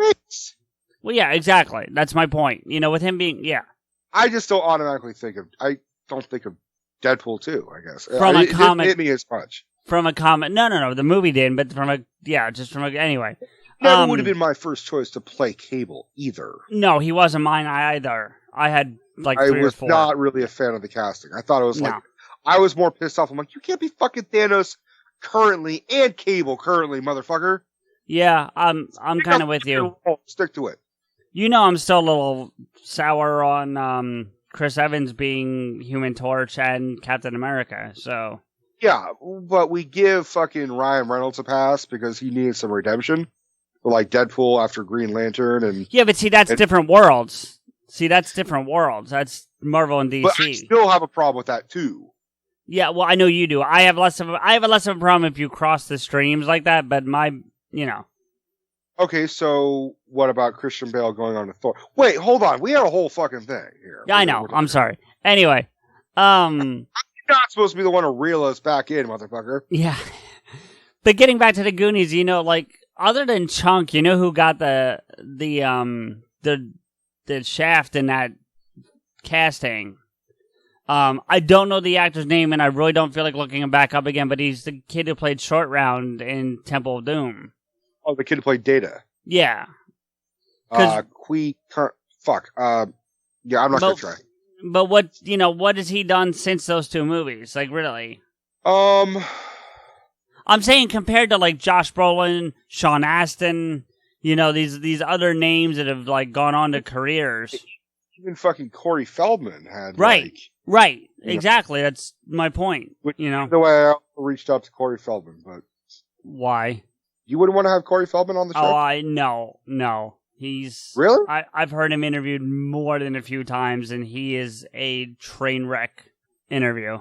Well, okay, we just kind of guaranteed we'll probably never get Corey Feldman on here. I'm okay with that. And all right, well, I'm just saying, like, that would be a fascinating conversation. I can think Like, of other people that would be fascinating. It wouldn't be as much of a train wreck. Okay, well, which is why I wrote to Jeff Cohen first. Okay. Well, Jeff Cohen's welcome, please.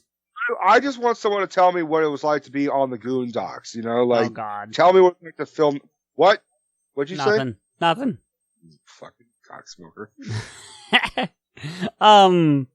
By the way, I was, again, listening back to the Chasing Leia interview, and the fact that the guy, I forget who it was, somebody didn't know the term. Someone who was in the movie didn't know the term cocksmoker. I think it was Joe, like the one, Annie who played Joe. Yeah. No idea what a cocksmoker was. It's pretty much like... And you called her out on it. You're like, you're in this fucking movie. Like, how do you not know what a cocksmoker is?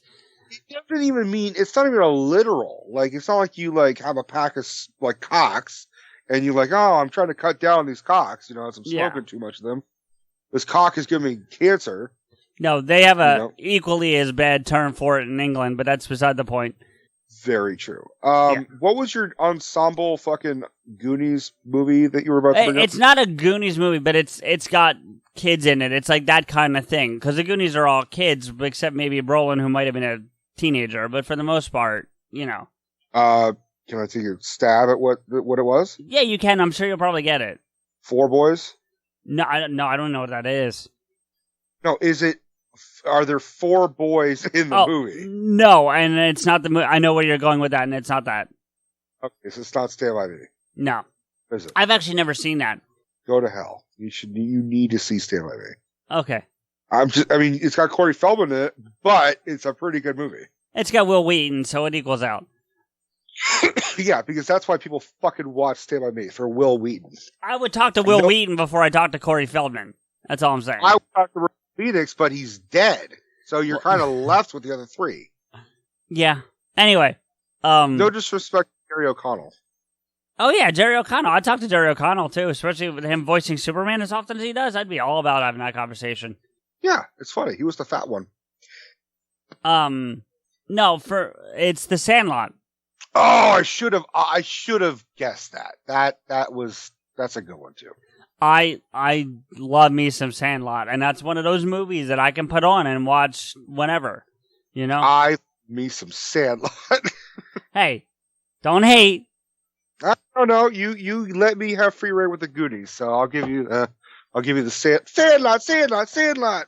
It's a fun fucking movie. Movie, dude. I fucking love that movie. I actually watched it. It's got a great cast, too. It does. I mean, but they're all great kid actors. Like, you don't, you know, I don't know what any of them are doing right now. Well, there's one that I'm like, I could pluck out, who's like not part of the Sandlot group, but she's in it. Oh, it's the actress. The lifeguard? Like, she's been in, she was sort of like a go-to circa like 2007. Like, she was, she's in like horror movies. Like, she was in Scream 4. Okay. She was in Planet Terror from the Grindhouse movies. Okay. Can't remember her fucking name. I don't know either. Now I'm looking it up. I'm getting lazy.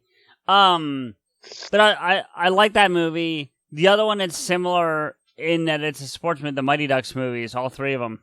You know, I don't even know which one I saw, but I saw a Mighty Ducks movie when I was a kid. Do you remember what was happening in it? Because I could probably tell you. I remember, I think I was at my cousin's house when we were like 5, 6, and it's just on TV, and I have no idea what was going on. Well, if you're any kind of interested, all three of them are on Disney Plus. Disney Plus? Okay. Yeah. Well, I also work at a video store, so. Yes, there's that too. To me, the second one's the best of the bunch. You're going sequel pride. You're going Godfather Part 2 as opposed to Godfather 1? No, because I like Godfather 1 better. You know that. But you know what I'm saying. Like, yeah, everyone usually picks Part 2 over 1. Yeah. Well, I mean, the same thing with Terminator. T2 over T1. That I would agree with. Yeah, T2 all day. T2 is the best one in the bunch flat out without really getting into it. You know, well, we will do a Terminator deep dive one of these fucking days, but like, to be fair, that's not really fucking saying much. Like, I saw Dark Fate, and holy shit. Oh, is it good? Is it good? No. Oh, it's the best of the sequels, but again, that's not saying much. I like Genesis. Okay, well then you may fucking love Dark Fate.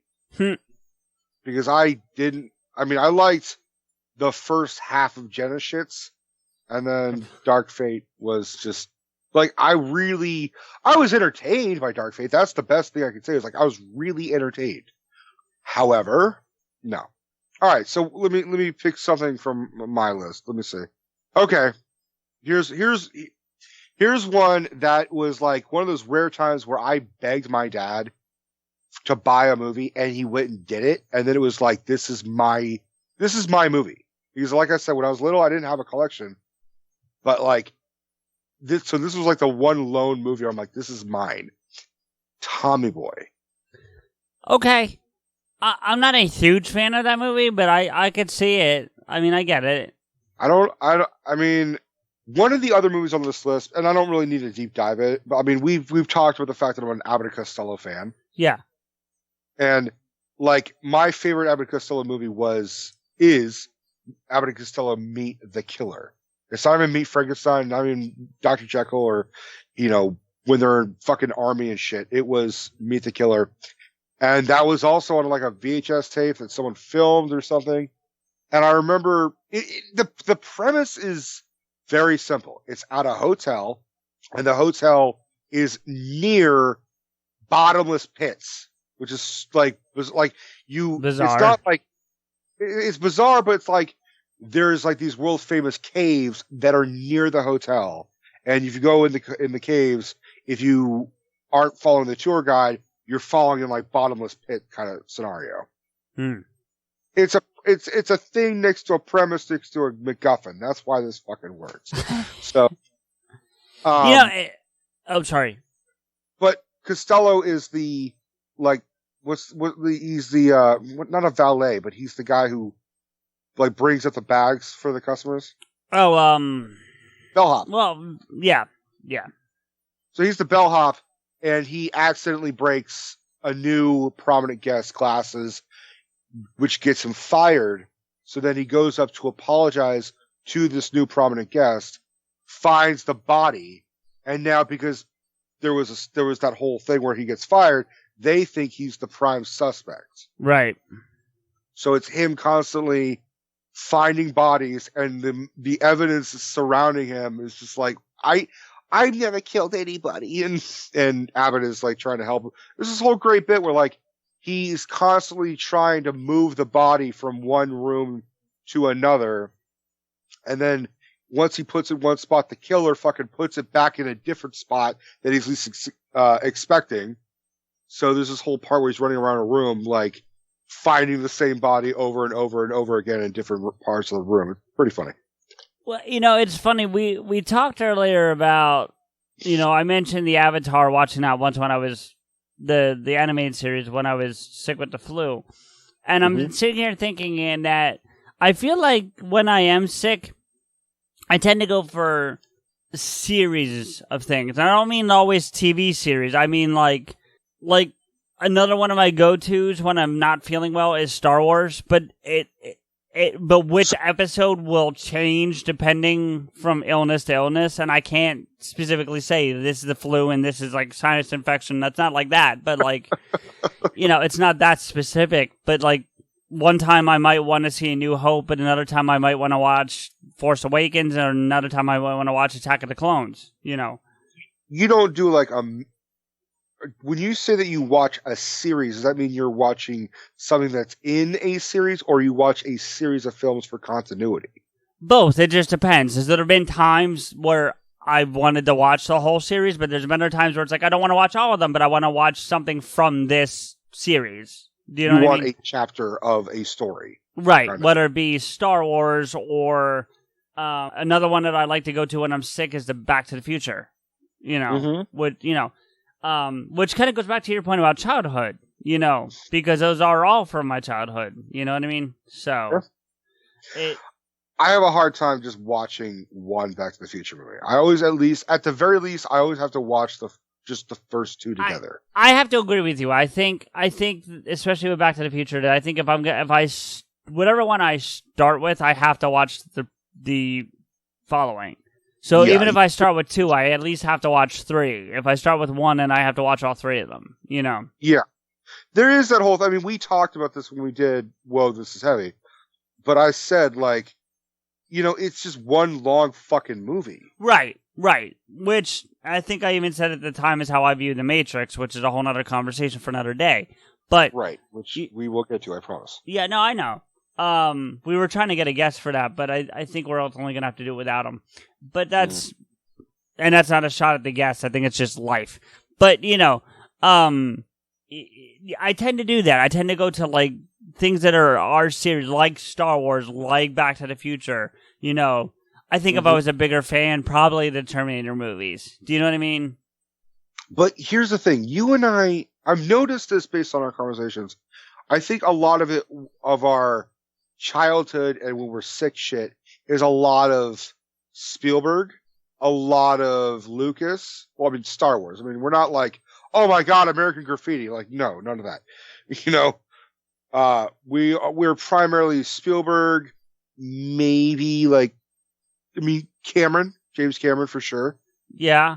I mean, I think it depends. And Zemeckis. Zemeckis is the other one that, like, I think it depends, though, because, like I said, sometimes my go-tos, like I said, are The American President, Dave, you know, those movies, and they're not any of those guys, you know. No. I mean, I guess you could say Sorkin, because it seems to be a Sorkin thing going on there. But yeah, I think you're a fan. You're like you are like me. You actually, whether you're aware of it or not, tend to like movies that are written by the same screenwriter. Yeah, I think things like that. You like a type of dialogue. Yeah, even if I don't do it on purpose, probably right. Yeah.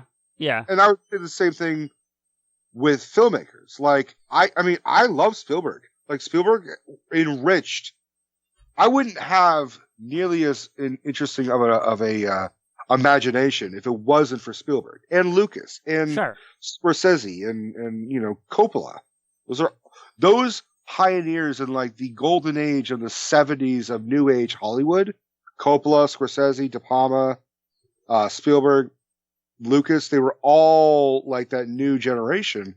You know, it's our imagination. It's funny you say what you say about me, though, and I mean that positively, because I'm looking at my collection, and 3 other movies jumped out at me that I like when I need, like, comfort food type movies, and they're all similar in that they have dialogue, so it's Almost Famous. You like Cameron Crowe. Yeah. I like... You're a very dialogue movie type of guy. Which might be why I'm drawn to Kevin's stuff so much, because he's, you know, I've never really thought of it that way. And that's funny, because his stuff isn't stuff that I go to when I'm not feeling well. Like, I don't want to watch any of that stuff when I don't feel good. Not for me. I mean, it's, yeah. I've seen Jay and Silent Bob Strike Back when I was sick.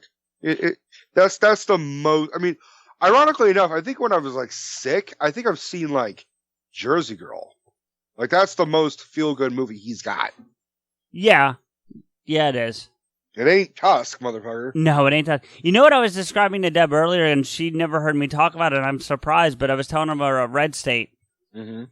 And she actually seemed pretty intrigued by that, so we might end up watching Red State. It's a good one. It is a good one. You've said this before, so I don't need to deep dive with you again, but it's his best film. And I say film. Like, right. That's why I stressed it the way I did. Yeah. It's his best film.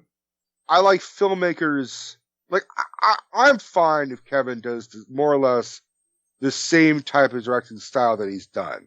Yeah. I don't really need a filmmaker to challenge himself and try new things. But I definitely appreciate it when it's successful. Like Todd Phillips going from the Hangover fucking movies to Joker. Whether you like the Joker, whether you're going to want to see the Joker, CJ, it doesn't matter. It is a fucking achievement in terms of, like, dude, This dude, like, instead of being like, all right, I got a camcorder, I made a movie, it's like, okay, I'm studying film and how to make a movie. Right. That's the difference. I get that. Before we start to wrap up, because I think it's about that time, but I wanted to share it with you just because I thought it was fun.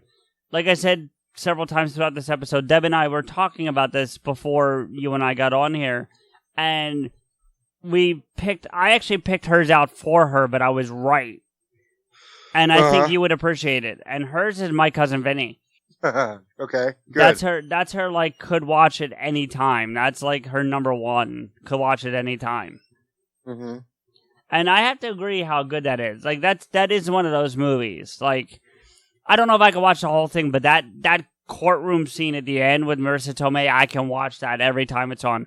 It's great for all the reasons. Like, It's great for stuttering lawyer. It's great for Ralph Macchio. It's great for fucking Fred Gwynn is phenomenal. I mean, that was his last movie. The guy who played the judge. Yeah. It's Pesci being Pesci without being Pesci, if that makes sense.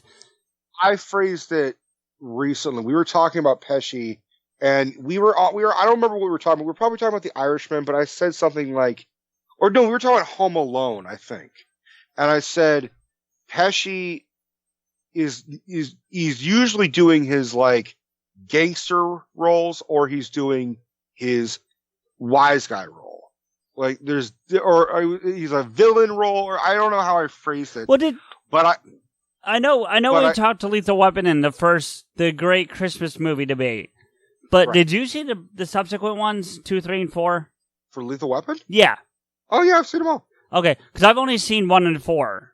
And really? Yeah, and not by design. It just happened to be that way.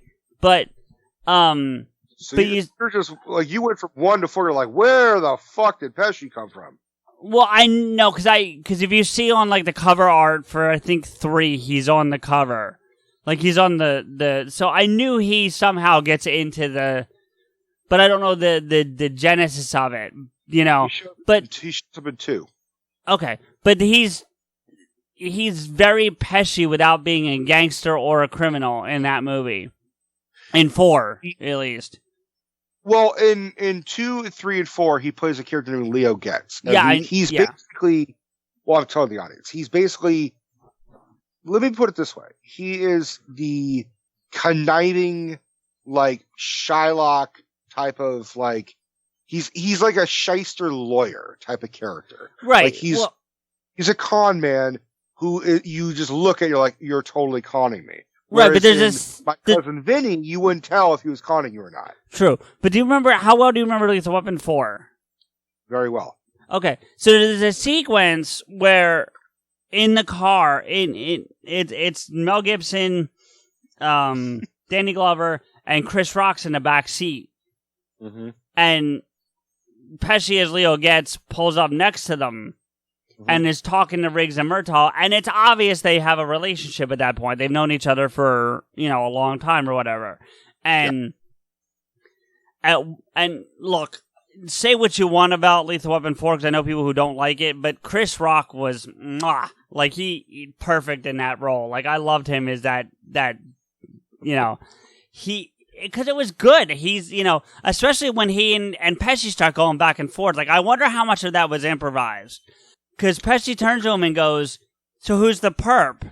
And Rock goes on this rant that's like, what? Because I'm a black man in the back of a police car, I gotta be a perp. Don't you see this suit? Don't you see this tie? You see this gun? You see this badge?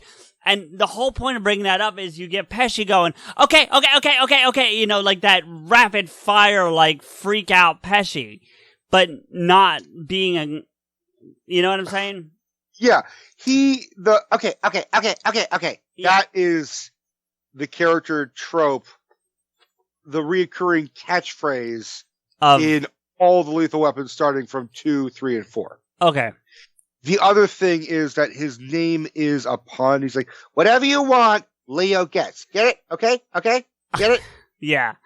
Because like, I can get you anything. Whatever you want, I'll get you. Leo, whatever you want, Leo Getz. And I don't know. I mean, I watched a lot of the Lethal Weapon movies too. But that fucking, there's something about Lethal Weapon 4 that's, for me and Michael especially, because I only watched the Lethal Weapon movies with Michael. The first time I ever did mushrooms, we ended up watching Lethal Weapon 3 together. That's a thing. So I didn't really trip hard, but I was like, it was the giggly type. So but anyways, but that's actually a great way of saying, like, I only watched it with Michael. We did shrooms and we watched Lethal Weapon 3. As you do.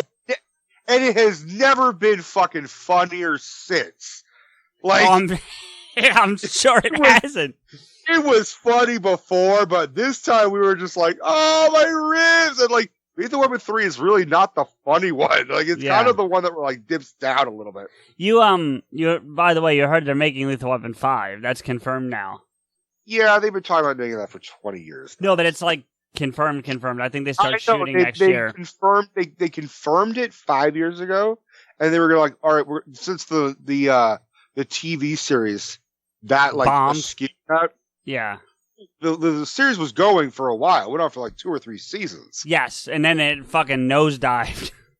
Yeah, because the fucking guy who played Riggs actually fucking went crazy. Yeah. Like, maybe there's a curse with that role, motherfucker. Maybe anyone who plays Riggs, you're just going to be like, I'm going to throw shit at my co-star. I'm going to blame the Jews for everything. All right, Riggs is off the fucking table. Riggs is supposed to be crazy. You're not supposed to be crazy to play Riggs. That's not the requirement. Yeah. What the fuck were we? Oh, so remember I have a family friend who you have spoken to, Dave Farber. Yes. Yeah, talk about crazy motherfuckers. Yeah. Dave Farber, everything he says, 99.9% of everything he says is absolutely offensive as shit. Yep. We have some of that on tape to prove it. Yeah, yes, we do. But one of the 0.1% thing that he says that's not offensive but still really funny is he had this phrase which was rub it on your chest. And it was meant as, man, fuck you. Go fuck yourself. Man, rub it on your chest. It doesn't, I don't know what it means, but rub it on your chest became this like weird fucking way for like me and Michael and Ron and my dad just to be like, man, rub it on your chest instead of saying fuck you. And so there's a part where Michael and I were watching Lethal Weapon 4 for the first time together. We watched the first 3, then I found it on VHS and I bought it, I brought it over to his house. There's a part in the beginning where they're in the yacht or boat or something and they fall in the water. Yeah. Yeah. And they're all wet. And Chris Rock, whose character's name is Butters. Yep. He's like, can we get a towel for Murtaugh and Riggs? And he hands a towel to Murtaugh and he says, here, rub it on your chest. Oh, shit. And Michael and I fucking looked at each other and burst out laughing. And just that moment of two friends just kind of being like, oh, you are thinking the exact same fucking thing as I am. And we had to stop the movie because we were laughing so fucking hard. Yeah. And we rewound it numerous times. And I'm pretty sure my tape is warped just right there. But no, ironically enough, none of the Lethal Weapons movie are on my fucking list. Oh, mine either, but yeah. I know we're gonna wrap up. Let me just run down really quickly. Oh, so, yeah, please. I'm sorry. Tommy Boy, like, because I like Abbott and Costello, it made sense for me to like Tommy Boy. Yeah, it's very Abbott and Costello-esque. 90s version. Yeah, agreed. But I loved everything about it. I rewatched Tommy Boy recently. I'm like, oh my god, this movie still fucking holds up. I'm not the biggest fan of. Look, I loved Sandler and Farley and Spade and all those guys when they were on Saturday Night Live. That's my favorite era of Saturday Night Live, without question. Why too? But those movies, like the early ones, like your Billy Madisons, your Happy Gilmores, Tommy Boy, Beverly Hills Ninja, like those movies just never They just never spoke to me. Yeah, you know, but of all of them, there's two that I can kind of tolerate. Happy Gilmore and Tommy Boy. And Tommy Boy more than Happy Gilmore, to be honest with you. Well, I appreciate that. No, it's just because, you know, it's not as... there are parts that are way over the top, but not the whole movie, if that makes sense. Sure, I can... Like the deer in the car, okay, little too much. But, you know... A little bit. But the fat guy in a little coat and then it rips, you know, that... That was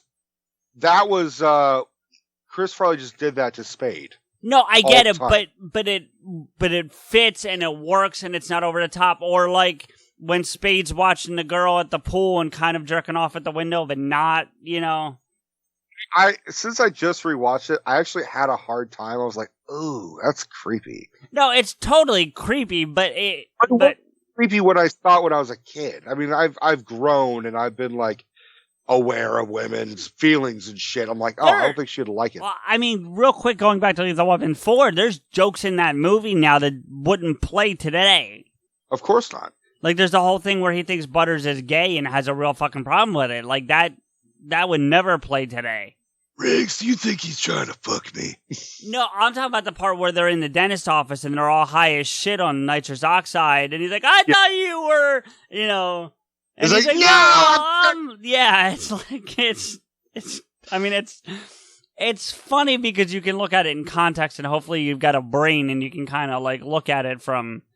Yeah, you could say, oh, these characters are high as shit. They don't mean to be homophobic. Right. Well, yeah, but even before that, Murtaugh's a little homophobic, let's be real. But still. I mean, yeah. That and the fried rice joke are the two that are kind of like, eh. I forgot about that one. Yeah. Anyway, go ahead. You wanted to... So, all right. Amadeus. We alluded to Amadeus earlier. Yeah. Amadeus was my favorite movie when I was 8 years old. I would argue to say it's if it's not your favorite, it's like top 3 still. Oh, it's definitely my top 10. Yeah. You don't think it's as high as 3? I don't know. I've never thought of a top 3. That's really hard for me. If I don't think I could do all 10, but if I was to pick your top 3, Amadeus would probably be in there. I don't know what number, but it would be there.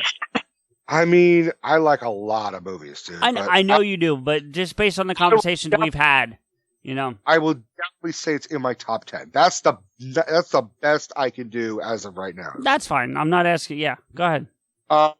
So Amadeus, obviously. Time Bandits. I've talked about Time Bandits on here. That I watched when I was sick. I was sick. Dad brought me over to someone's house. Like, you know, he's like, I have to go somewhere. You're sick. Sorry, you're coming with me. Yeah, you told me that. You told this during the In Memoriam, I believe. I think you told that story. Did I? Yeah.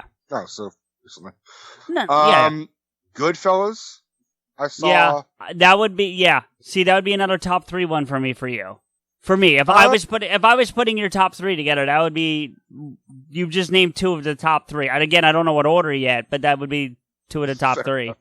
I'd be curious what you like. You know, you compiling a list for me. What you think my top 3 or top 5 is? Well, right now you've listed 2 of them. If I can figure the third one during this conversation, I'll try to rank them before we hand it off. But yeah, I'm gonna say this next title and be like, "That's it." I'm gonna be like, "Nope, you're wrong." Halloween. No, I know as much as you like it. I would agree. That's not in that. No, that. Yeah, no. I definitely love the movie. Yes, no doubt about that. But actually, I think I can do your top 3. I think I can do it, and I think I can do the order right now. I'm curious. Go ahead. I think it's Goodfellas, I think it's Amadeus, and I think it's Goonies. In that order. I mean, I don't know. I'd have to really think about that. I stumped you! It's a goddamn miracle. Can I do your top 3? I don't think you'd get it right, though, because we've never really talked about the movies that are in my top 3, but go ahead. No, I think I could do it. Okay. Red October. Oh, fuck you. I thought you were going to take a serious crack at it. No, you're right. I haven't done it enough. I can give you my number one very quickly off the top of my head, but it doesn't make these lists because it's not a comfort movie for me. But I can tell you my number one. Okay. High Fidelity, hands down, without thinking that out. I still have to show Steph that. That's a good movie. I'll watch it. Now that you know, when was the last time you watched it? Seriously. I watched it when we did the. I think I watched it when we were doing the Dustin episode. The music one? My top 5, whatever the fuck we did. Okay, but that was only like episode 6 of PodAskew, I think it is. It was way early on, maybe 10, but it was early on. Yeah, it's been a while. Now that you know me as well as you do, watch that movie and tell me that dude is not me. All right. When I show the movie to Steph, I'm going to be like, all right, the assignment is we watch this and think, is this CJ? Yeah, I'm serious. All right. Who do you think of when you watch a movie and you think of me? Out of curiosity. I've never really put much thought into it. If I was going to throw you in, but it's funny you said that because if I was going to throw you into High Fidelity, you would definitely be fucking Jack Blackett. Yeah. In that movie, you would be that character. But I don't mean that that's not meant, and you know I'm not a big fan of his, but that's not meant as a negative. But I'm not either, but that's definitely his best role. Oh, without question. Yeah. I agree. And he's kind of charming in an awful kind of way in School of Rock. I don't mind that movie. That's not another one of his that I mind. But for the most part, yeah, I'm with you. I don't like him. To finish up my improv list, Please. I got Jurassic Park 1. Okay. Too much going on for me, but I can see that. Well, because I've said it before, I'm like, Jurassic Park is the great way if you want to like bridge into horror at a young age and you're like stepping into it, like, because it's fucking giant dinosaurs eating people. Yeah. And it's scary when you're like, it's scary if you've never seen it before. Yeah. Which leads me to Jaws. Jaws, I know you're not a fan. When you and Steph are like, you are two of the most important people in my life, and you both are like, meh. I'm like, what the fuck? I've jokingly said, I think I said this to Deb, but I've definitely said it to myself, if nothing else, that you and Deb should date, and I and Steph should date, because our tastes that's how the tastes line up more. Or, if you think about it, we've just been dating people to prep for you and me to be partners. There you go. I like that. We've been dating people to prep each other for ourselves. There you go. For each other, yeah. For each other, yeah. Now, we didn't know that, so it was like the universe being like, all right, I'm going to put this chick in front of you. You're going to tear your hair out for certain things. So what she does and how you guys mingle and act with each other. But trust me, once you get through this year hump of being with this person, then you can handle your PodAskew partner. Yeah. The difference is I will never murder you and know how to cover it up. That's the major difference. You will 100% not get away with it. No, not. If you killed me, I'd be like, yeah, it's that guy. you know why? It's because you wouldn't be able to run away. You'll then just be like, oh, that's fuck you. That's wrong. Like he's trying to get away. He's like, just down the block.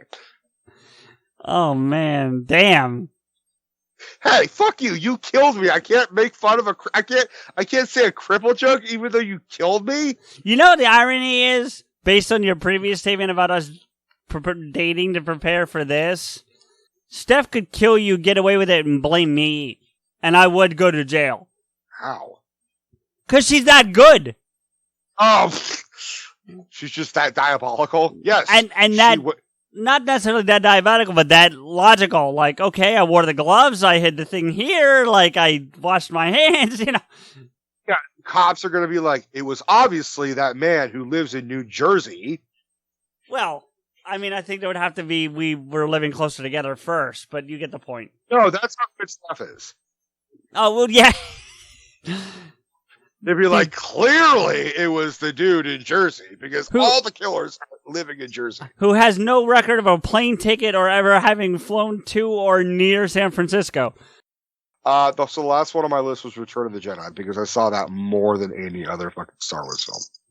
Yeah, I think like I said, especially when I got to the list of stuff when I'm sick, Star Wars definitely is comfort food. And but more there is than any particular Star Wars film. Like, no, I get that, but I was tying it together in that more than anything else. I know I said, earlier it depends on how you're feeling, which one I want to see, but more times than not, I always go to the original trilogy. I always go to one. It may not always be Return, but it might be Empire or New Hope. But more times than not, when I'm in that mood and I'm looking for that, it's one of those three. So yeah, Jedi was always mine. I mean, I always found Jedi to be the weakest of those three, and it has nothing to do with Ewoks. I find A New Hope the weakest. Okay, that's fair. Yeah, that was kind of a weak way of ending this fucking conversation. Okay, well, I'll just cut everything after you say Return of the Jedi. No, just say that was a weak way of... No, this is where you stop it. This was a weak way of ending this conversation. CJ here with a few thank yous and to let you know how you can get in touch with and follow the show and us. Listen to us on the Apple Podcast app, Spotify, Stitcher, or anywhere else you find your podcasts. Please don't forget to rate and comment. PodAskew is a member of the Big Heads Media Podcast Network. Visit their website, bigheadsmedia.com, and follow them on Twitter @BigHeadsMedia. If you want to agree with or yell at us, follow Rico, me, and the show on Twitter. The show is @PodAskew, Rico is @RantsRico, and I'm @M_Blade.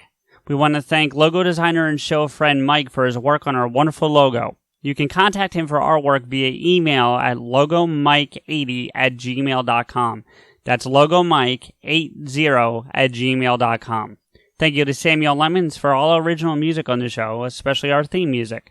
You can find Sam on Twitter @SamuelLemons, all one word, and his music on SoundCloud at soundcloud.com/Samuel-Lemons.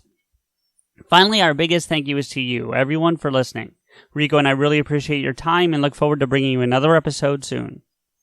Hey, Sergeant Rick, Sergeant Bertha, what you guys doing here? Oh, hell, that's a long story. Hey, man, you're all wet. You need a blanket or something? No, I'm fine. Hey, somebody get this man a blanket right now. Blankets, yes, sir. All right. Blanket! Oh, sorry. Blanket. Give your blankets. Sir, you should really take this. It's free. You're all wet. I'm on, yeah. Get some of that vapor rub and rub it on your chest.